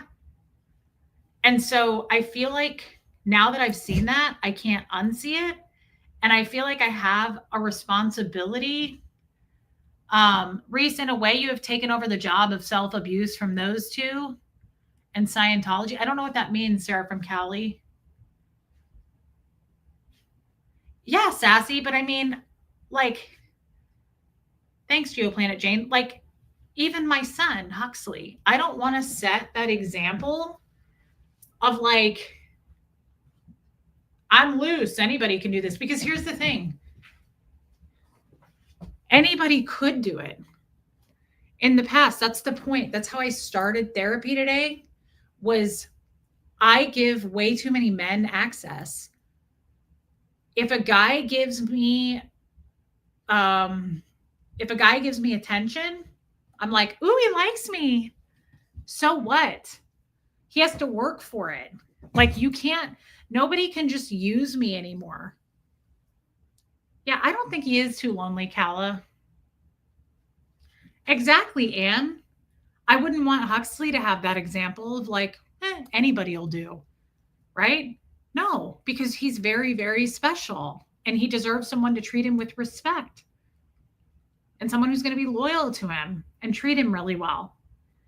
So why don't I have that for me? Why do I think it's funny to just be like, hey, flirty flirt? No. I'm going places and I want to learn things and I'll do it alone if I have to. But like I have flipped my idea on that. I definitely would love to have a partner at some point. I would love to, but I'm also okay with never having one if I never get that kind of treatment. Here to here is sacred. You don't get access to that. Not just anybody gets access to that, and they shouldn't. And we should be teaching young girls and boys that. Like, guard that big time, guard it. Because I'll be honest, I feel like I have been, hey, Denise, super used. I was super used by those men. Let's just say it out loud. Super used, right? I meant all the putting down of yourself, and negative talk just has a flavor of the abuse of those things. Your journey is made. Thank you, Sarah from Cali. Just getting here. Hey, baby steps. I was visiting my friend with the new baby. So fun and uplifting. That is fun and uplifting. It looks like I missed a good one. Completely agree with your friend and what you are seeing. Yay, I will catch a replay. Love you, baby steps. And I'm glad you got to go visit a friend. That's really nice. Thank you, babe. Thanks for being a member. We love you, baby steps. I had, hey, Jen S., cute cat, a munchkin cat. I did not buy him, and I carried him like a baby. His legs were short. A lowrider needed help getting up on things. That's so cute. I didn't have female role models, and my male role models were awful, right? Thanks, Sassy. I mean, let's be honest. I'm new at this, right? Like the whole self-respecting and more than self, like I am not good at self-respect, but I'm really not good at drawing boundaries. So I let people disrespect me all the time, especially men. And I don't know what it was. If it was, you know me, I do better with visual and concepts. So like it's very, very, very, very triggering and hard for me to clear words or sit down and study a book. Like if it's a book I want to read, different story. But if it's a book I have to read, or like if somebody sends me a contract, I glaze over. And that's totally Scientology hangover. So where was I going with that? Oh, I do best with concepts. I do best with visuals. That's why whenever I'm talking about something, I'll relate it to a song lyric or a movie or something, because I have a very good memory, but it's always like pictures of things. That's what helps me to learn. So when she stood up and did this and said, from here to here is now your sacred space, and you shouldn't just let anybody into that space. You should not just let anybody have access to you, period. Not everybody deserves access to you. Not everybody should get a seat at the table. And I love that. And I love that for all of us, not just me. I'm passing that along. Like that is a gift. And it's one of those things. Like I joke about it a lot, but now that I've seen that, I can't unsee it. And now that I know that's the right thing to do, I can't do the wrong thing. Does that make sense? Like she got me to see that so clearly that I'm like, oh man, it's not even funny anymore. It's true. And I'm mad at myself that I haven't protected myself my whole life, but I didn't. I didn't know better. And it's time to do it starting now. And I hope that I really meet a very respectful, gentleman type guy that wants to get to know me really well. And that's the other thing. Like I will be taking it very slow whenever I do date. Yeah, Denise, she's an amazing friend. And if he doesn't want to take it slow, and I mean slow physically, all those things, then he's not for me. And the other thing my friend said, she will come on my channel. Angie Mo, I asked her to. It will be a matter of time. She will come on my channel.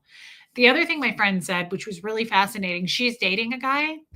And she said, when you do date, she's just a badass type woman. But she said, when you do date, she said, also, don't give up all your time.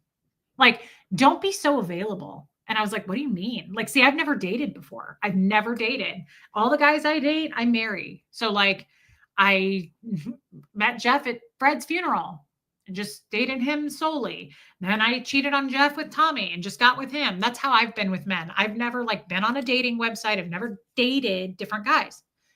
So she was like, I said, what do you mean? Hey, Paula Penley. She said, she said, when I date, she said, I never, ever in the beginning will let a guy take me out on a Friday or a Saturday night because those are my nights. That's my time.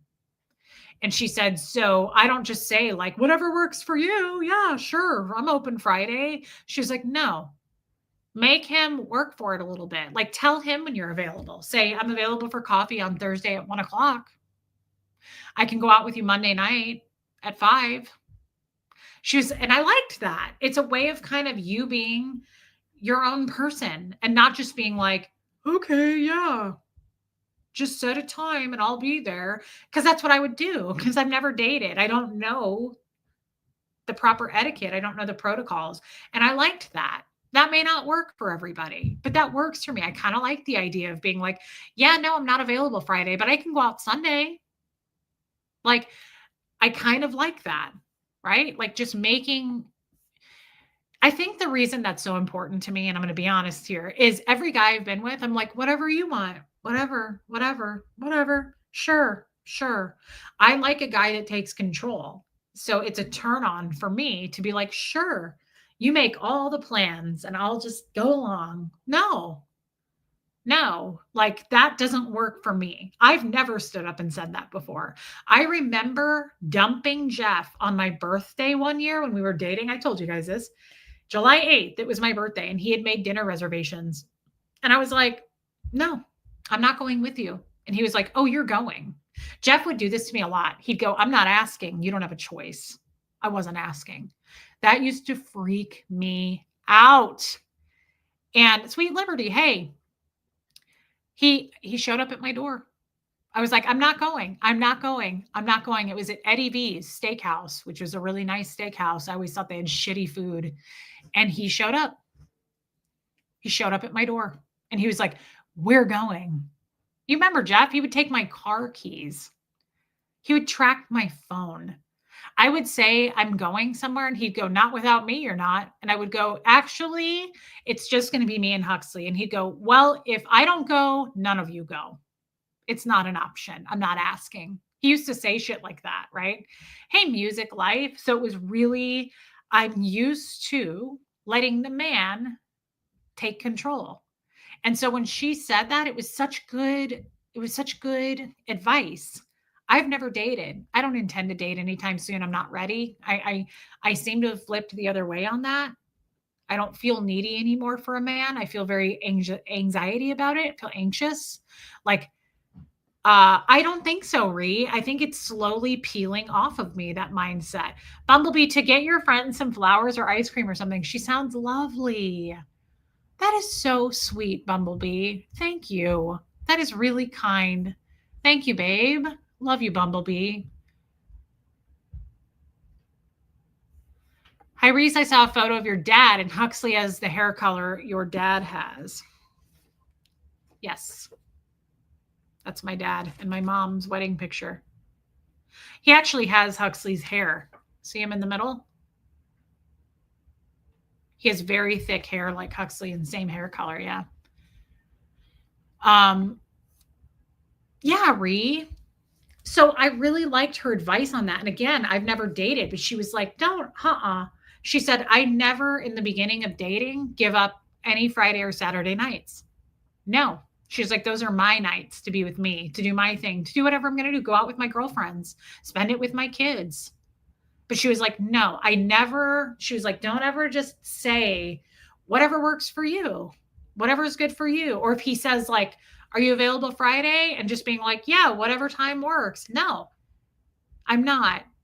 I'm available on Wednesday. Like, make him work a little bit for it. Don't just offer everything up, right?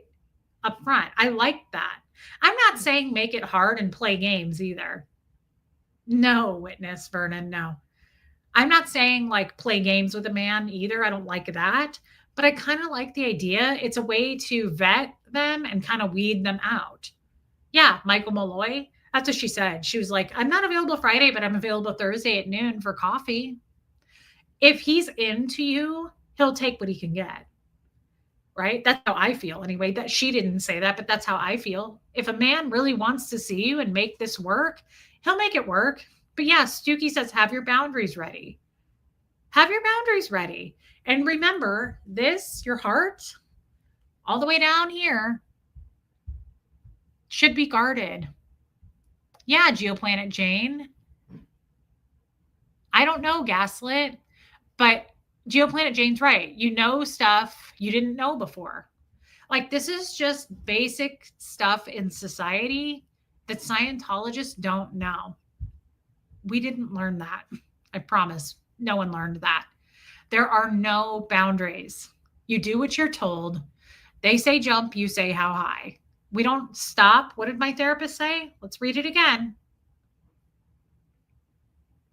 Pause. When somebody asks you a question, guys, don't feel like you have to answer it right away. Don't feel like you have to give it up so fast. Remember, you're the only one that's in here. Pause, check in with yourself, and identify your choice. And the reason that's so important to me is because I'm easily pressured into doing things. I have a hard time saying no. Not as much anymore. But if someone in the past would have said, let's go do this tonight at 7, I'd be like, okay.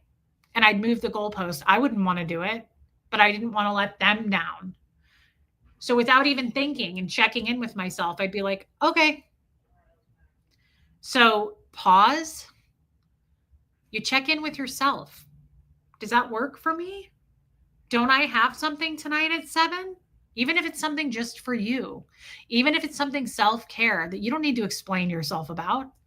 Maybe you're on your period and you were going to get on your heating pad and make a plate of nachos. Who gives a shit?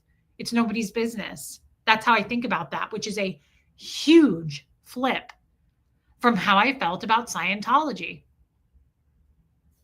I don't know the answer to this, but I think about it a lot. Do you think if you dated an ex-Scientologist man, would he think like a Scientologist?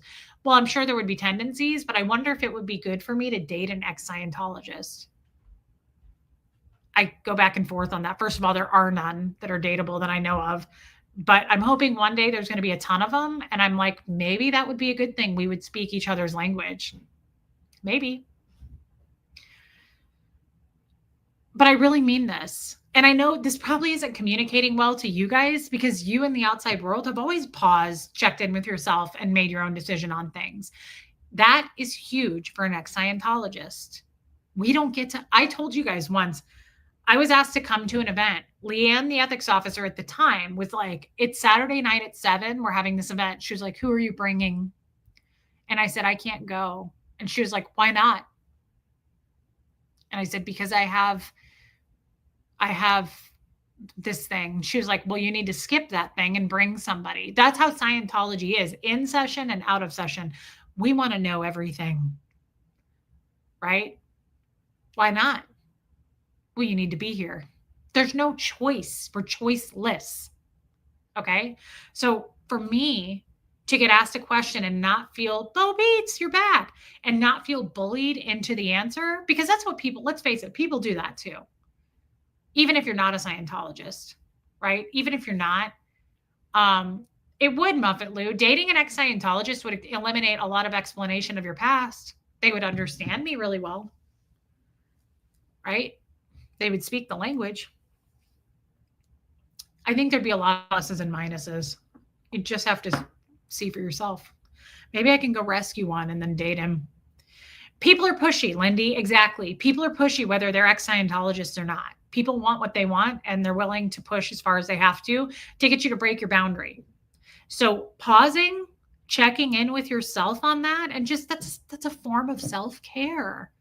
And going, am I okay with that? I don't know. I have a bad feeling about it. So no, I won't be doing that, or whatever it is. But like taking a moment to pause, check in with you, because you got to live with you, and then making a decision based on that, based on your check-in, right? I just think that's genius advice. It's basic, it's simple, but I come up with a lot of those things on my channel based on therapy and talks with people, like things that you guys have been doing forever. I'm like, wow, that's a great idea. I'm going to apply that to my life. And all of you are like, we've been doing that forever out here in the real world, but it doesn't matter.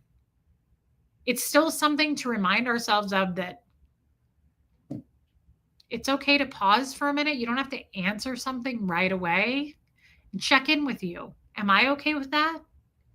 Do I feel good about that? Would you date a Scientologist who wanted to have a session with you and the cans? What do you mean? Like an ex-auditor? Or are you talking about a current Scientologist? Reese, do you think finding your voice has been one of your biggest successes? 100%. That was the basic thing I kept coming back to in the interview that I had, Sassy. It's one of my biggest successes, and I believe hugely. There's some things I'm doing behind the scenes, and I cannot wait to share with you what those things are. But until then, I will tell you, finding my voice, I just want that for everybody. I want that for every man and woman that came from a cult or a hardcore religion or horrible parents, drunk parents, an abusive ex, an abusive husband now, or abusive wife now, anybody. I just want people. It has changed me in every way that a person can change, to come out and have my voice, to know that I'm allowed to say what I want to say and I'm not going in for an ethics session after that is huge. That I can just say things, because I would have never shared that Scientology story publicly unless Aaron would have accidentally outed me. I had never shared that story publicly. I didn't even tell people that I was married to. The Dan O'Connor story, nobody ever knew about that. Having a voice is everything. I think about that, JoJo. Have you ever wondered, if you hadn't been in Scientology, what would you have been the same way? Would you have been the same way emotionally? It's hard to say. If I had a regular upbringing, no, Abigail, he wasn't. If I had had a regular mother and father and they stayed married and I went to school and I went to a prom and I went to college and all those things, I might have been different emotionally. I may not be so needy and feel so broken and like lean on people so much. But I don't know that I'd want to change it either. I'm starting to like me.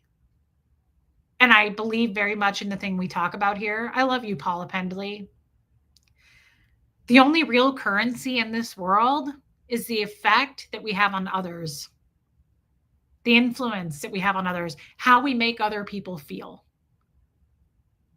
I just want to look back. I want to be dead one day, and I want to leave it with, she made me feel really good. She inspired me with her story. She got me to do this. I saw a therapist because of it, or I left my abusive situation because of it. Whatever it is, your voice is everything. It's the effect that we have on others. That is the true currency. And I said that. Jojo says, you should love yourself. We love you as you are. Thank you, Jojo. And I said that today to my therapist. Thanks, Truth Seeker. I said, I need to actually apply what I talk about. Because when I end the stream and I go tear myself down, I feel like a fucking phony. And he was like, mm-hmm. And I said, I do. I feel like a phony. When I come on here and I'm like, trying to be inspiring and lift myself up, and things I realize, it's not that they're lies, but then I don't apply it. I'll end the stream and tear myself down. And it's like, well, that's not what you just told everybody to the world. Got to apply that. You got to take it seriously. You're not ugly. You're not a bad person. Like, everybody has to start somewhere, right? Bo Beats. No, I'm not a phony, Michael Malloy. But what I mean by that is I just sometimes feel like I just did a whole show on this, and here I am tearing myself down. Like, apply what you just talked about. Yeah, applying it takes practice, Sherry. Exactly.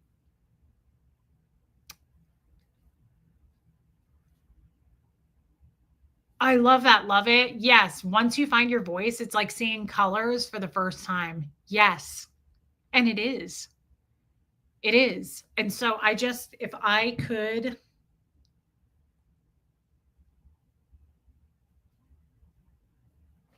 okay, I will.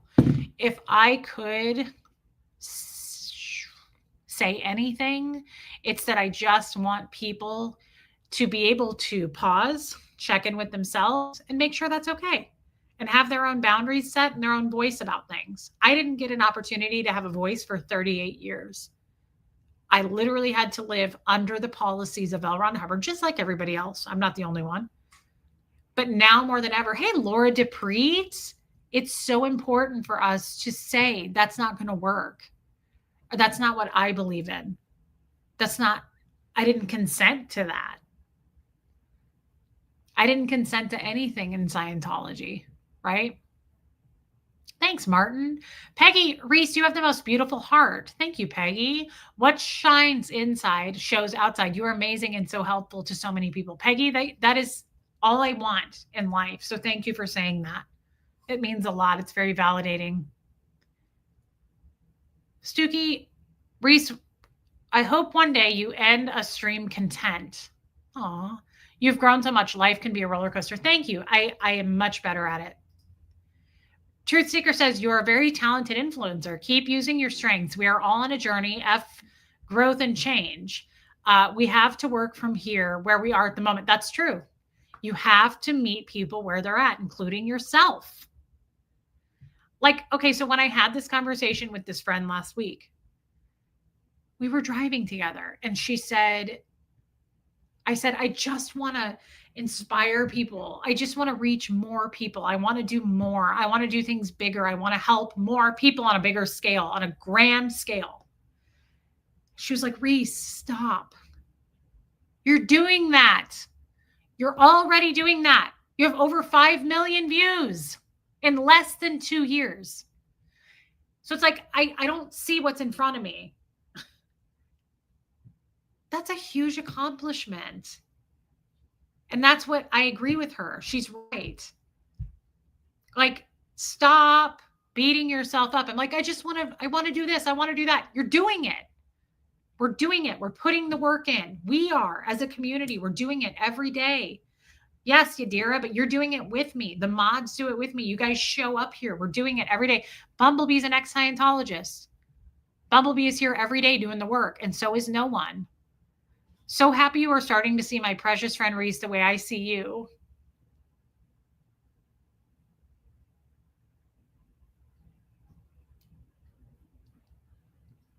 Thank you, Liz. Thank you for your super chat. That is a really nice thing to say. I'm going to get there. It's taking time, but we have time. And I want to do it right. And I want to do it with all of you. I don't want to do it for somebody else. I don't want to stream with somebody else. Like, I don't want to be a part of some fucking community. I just want it to be us doing this. I don't care if 6 people show up. I just want it to be authentic. And I want to be a different person by the time it's all over. And I mean different, like improved. I still like who I am, but I want to stop tearing myself down. I want to see the light in me. And I'm working on that, right? Off topic again, but that fake turquoise ring.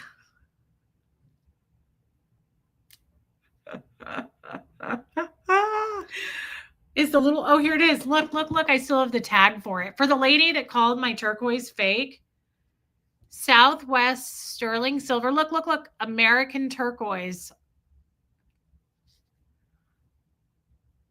I love you, Lumen. Thank you, Abigail. American turquoise has been a sought-after gemstone for its beauty, spiritual, and protective qualities.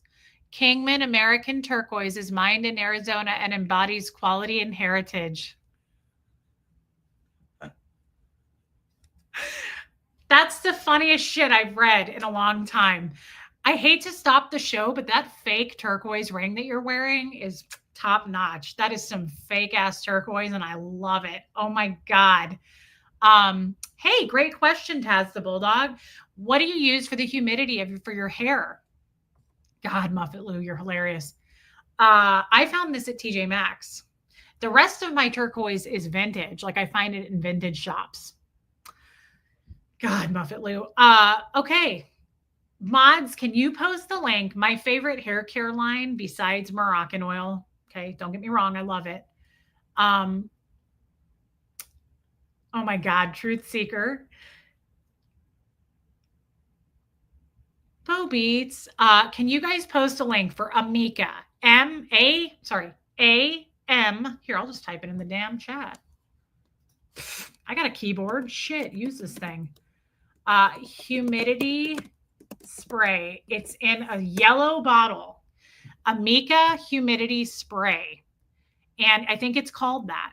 like humidity spray, and I use it and I love it. And the girl who does my hair uses it, and she was like, "Oh, you use it too?" And I said, "Yes." And I love it, and it does help. I'm not sure that would help with like a Floridian, but it helps here. Please get some, okay? Tell them I sent you. It's not like I'm going to get a kickback, but put my name out there. Bo Beats, most YouTubers cannot get past 1,000 subs and barely 100,000 views well into 5 years. You have no idea how rare you are. Thank you, Bo Beats. Thank you. I don't know, because I assume all YouTubers are doing the same thing I'm doing. And I realize how ridiculous that just sounded, Bo, but thank you for saying that. It's very validating. Here it is. Amika, there you go. Click on it, click on it, click on it, do the right thing and click on it. You won't be wrong about it. You'll make the right decision. And I think you should, right? I love Moroccan oil. Grateful. Oh, see, so I haven't tried that, but I love Color Wow, Michelle P. I love the brand. I get their texture spray and I get their Style on Steroids. That's like my favorite spray. Style on Steroids is amazing. New rumor, Reese fired all of her mods because she had to write in her own chat. Oh my God. Mods, you're fired. I had to write in my own chat. I had to use my fingers. I'm the talent. Okay, mods? You're on thin ice. I had to use my own fingers. These things are insured. Don't make me do it again, mods. Don't make me do it again. You're lucky you signed those NDAs. Hey, Meredith Lynn. Oh my God. I'm the talent. Don't ever make me type again. Never going to do that again. How is your finger, Reese? It still hurts, Jojo. It still hurts. Kathy Ann, you're going to fire my big ass. Mods, there's like 50 of you. If I have to type another word into the chat, heads are going to fucking roll, okay? I'm going to write some ethics reports. I don't want to see it again. I want excuses. No, I want results, not excuses. We don't want excuses. We want results, okay? Yeah, Gen S, it's serious shit. Nobody makes me type my own words, Katie Fulton. I am sickened that I had to type my own words. I hope the haters run with this. Yes, run with this. Reese had to type her own words in the chat. Her mods are slacking tonight at 11 because her mods are working for other channels secretly and they don't want to work for Reese anymore. Tonight at 11, we'll tell you more about that. She had to type in her own word into the chat. That is embarrassing. Don't let it happen again, okay? I didn't even realize it. Don't make me do it again, okay? Joanne Hawley gave me some money. Being you and where you came from brought you here to us. Had it not happened that way, we may never have gotten to know each other. That's so true. Don't type other words. I'm so grateful things worked out this way because we got you. Joanne Hawley, I love you. And how did he get neutered today? I need to know. Did he do okay? That's what's more important, by the way. I love you, Joanne. And I think about that all the time, guys. I think about that all the time. What if we had never met? What if Aaron hadn't made that little mistake that he made? None of us would be here. Susan P, you better get it right, you chatty thing. Susan P's so chatty. She was busy flapping her gums. She slacked off. Susan is my chattiest one in the class. It's unbelievable. I have to send her home with notes all the time. It's ridiculous. Joanne, I love you and thank you for your super chat. Thank you for the kind words. Okay, Joanne, put a picture on Facebook. Don't type other words. Don't make me type a word. I will flip the F out. I can't believe I had to use these gems. I had to use these fake turquoise fingers to type words, and I will never do it again. I will straight up Whitey Bulger your asses. I will get rid of all of you and just come in with a whole new crew. Isn't that what mobsters do? If their crew F's up, they just get rid of the whole crew and start over. Okay? Don't let it happen again. Not on my fake watch. You heard it here first. Not kidding. I can't believe I had to type a word. I don't want to have to dial my own phone numbers. Like, I need someone to do it for me. I'm the talent.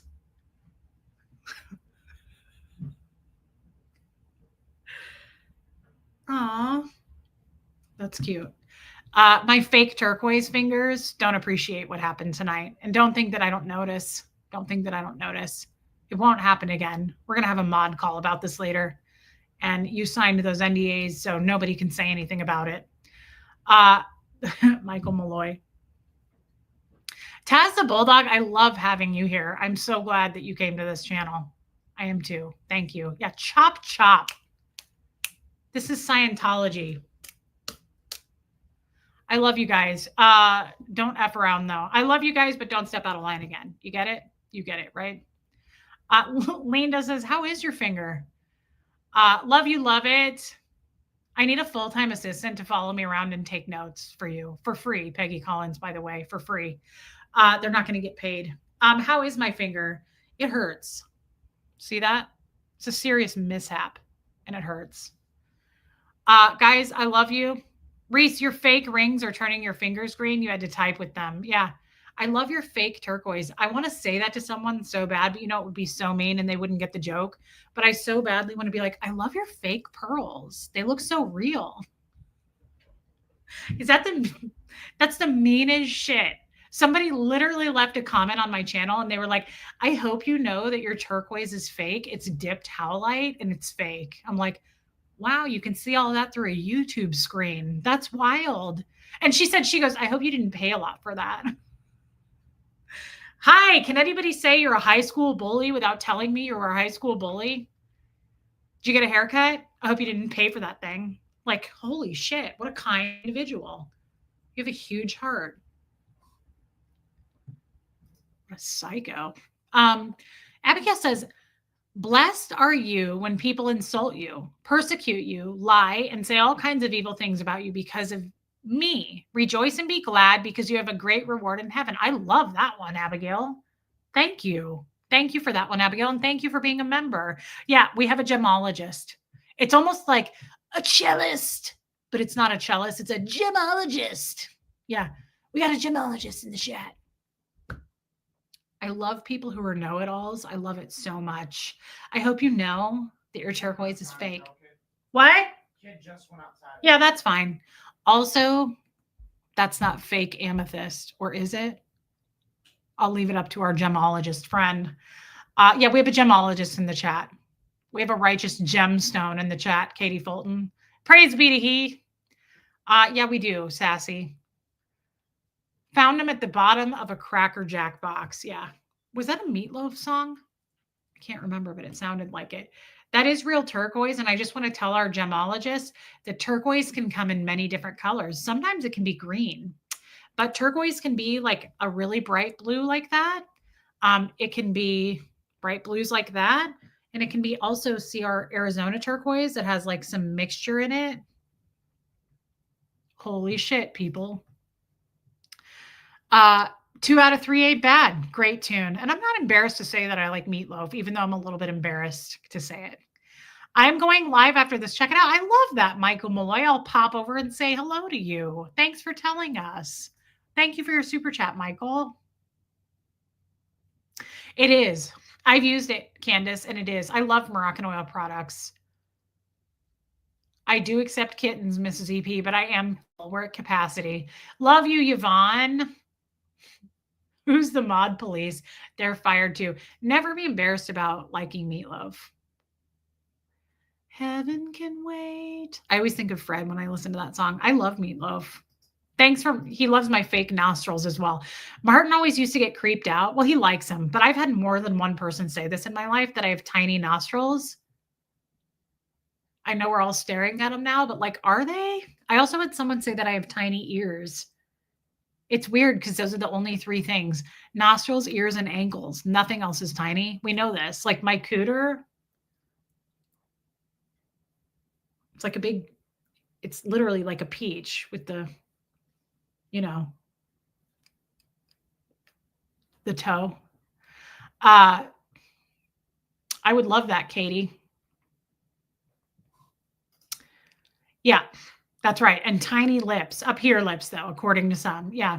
Can you wear the bracelet? Yes. So we can see if my gemologist knows if it's real or fake. That's a great idea. I need to put that on. Absolutely, Armine. I do have a tiny beehole. I have an underdeveloped beehole. I have the same, scientists say that my beehole is the same as a dolphin's beehole. It's watertight. So if you go over to the lifeboat and you ask him about it, he would totally say that too. If you want to get a hold of Jeff, he would say that too. Like, it's underdeveloped. So it's really small. And that's one of the reasons when I have mud butt, I can hold it in. I'm gifted. It's a gift. I mean, it's a gift. But when I have food poisoning, I can hold it in. Even though I do crap myself quarterly, it's weird. It's a thing. But I have an incredibly underdeveloped beehole. It's like a dolphin's. And again, it's watertight. So fun fact. It's a fun fact for a Thursday. On that note, please hit subscribe. And I'm sorry that we were all over the place in this stream, but thanks, Dookie. Sorry, Joe Virus. But I feel like we got to some places. I feel like we accomplished some things. Some things fell very flat. We lost the crowd. That's okay. They'll come back another day. Some things were strong. I feel like we finished strong on some. Thanks, Joanne Arcana. I feel like we finished strong on some topics, and some absolutely fell flat. I don't know that as the lead singer. I know it fell flat. I know it sucked. Okay. But, it's a bit of a roller coaster, and sometimes we have peaks, sometimes we have valleys. And that's also when you lead a zebra into the forest, he's not going to have stripes. Consider that next time you're out to dinner and you're wondering about the couple next to you. Anyway, we'll be back tomorrow, and I have a lot of things I still have to cover for the week. And breaking news, Reese threatened her mods live on camera. We'll tell you more about that tonight at 9. They signed NDAs, and they were threatened with their lives because she had to type in a word into her own chat. They did not find the zebra, and it's incredibly sad. Go window shop for fake turquoise. Yeah, that's a great idea, Original Ann. See if you can find some fake turquoise. Honey Lou, I haven't fully understood what it meant still. Nanny Carrie, love to see you, babe. No, they haven't caught the zebra. Hit subscribe. I love you guys. We went over 2 hours. I'm sorry for that. Breaking news. Reese yelled at the viruses, and they are not coming back. Not true. Not true. They're coming back. Just don't let it happen again. Did he really, Geoplanet Jane? Interesting. George Carlin was the absolute best. All right, everybody. I love you. Hit subscribe. Thank you for your super chats tonight. Very, very kind.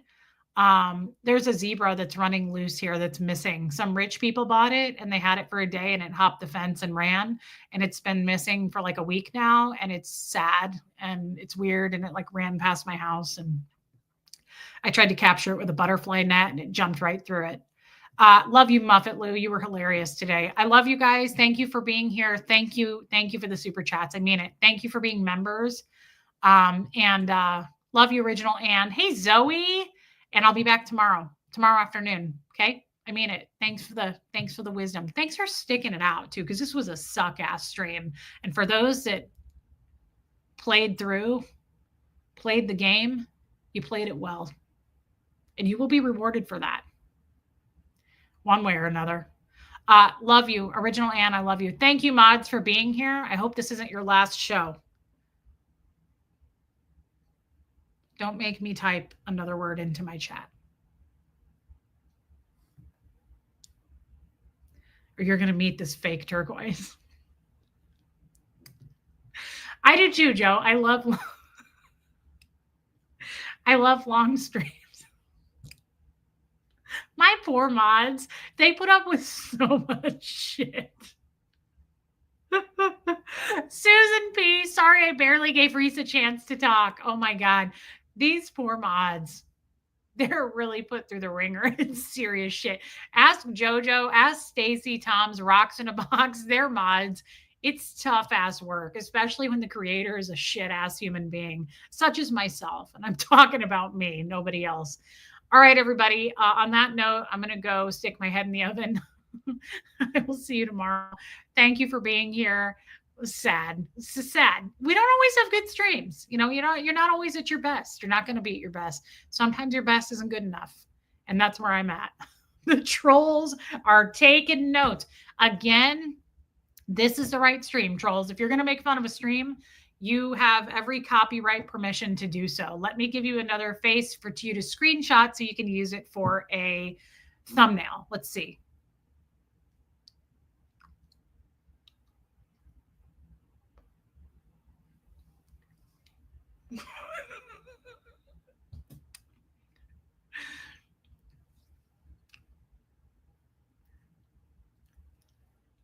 Let me do the face like I shit my pants. That looks like a Midwest goodbye. Wait, no, a Midwest smile.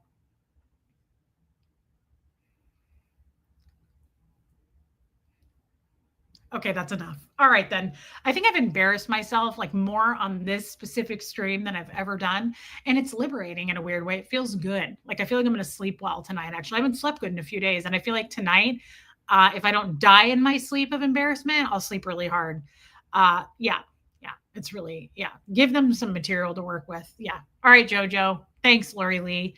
I love you guys. And I hope you come back tomorrow, but if you don't, I'll totally get it. I'll totally get it that you went and found somebody else to hang out with. On that note, please come back and hit subscribe. Bye.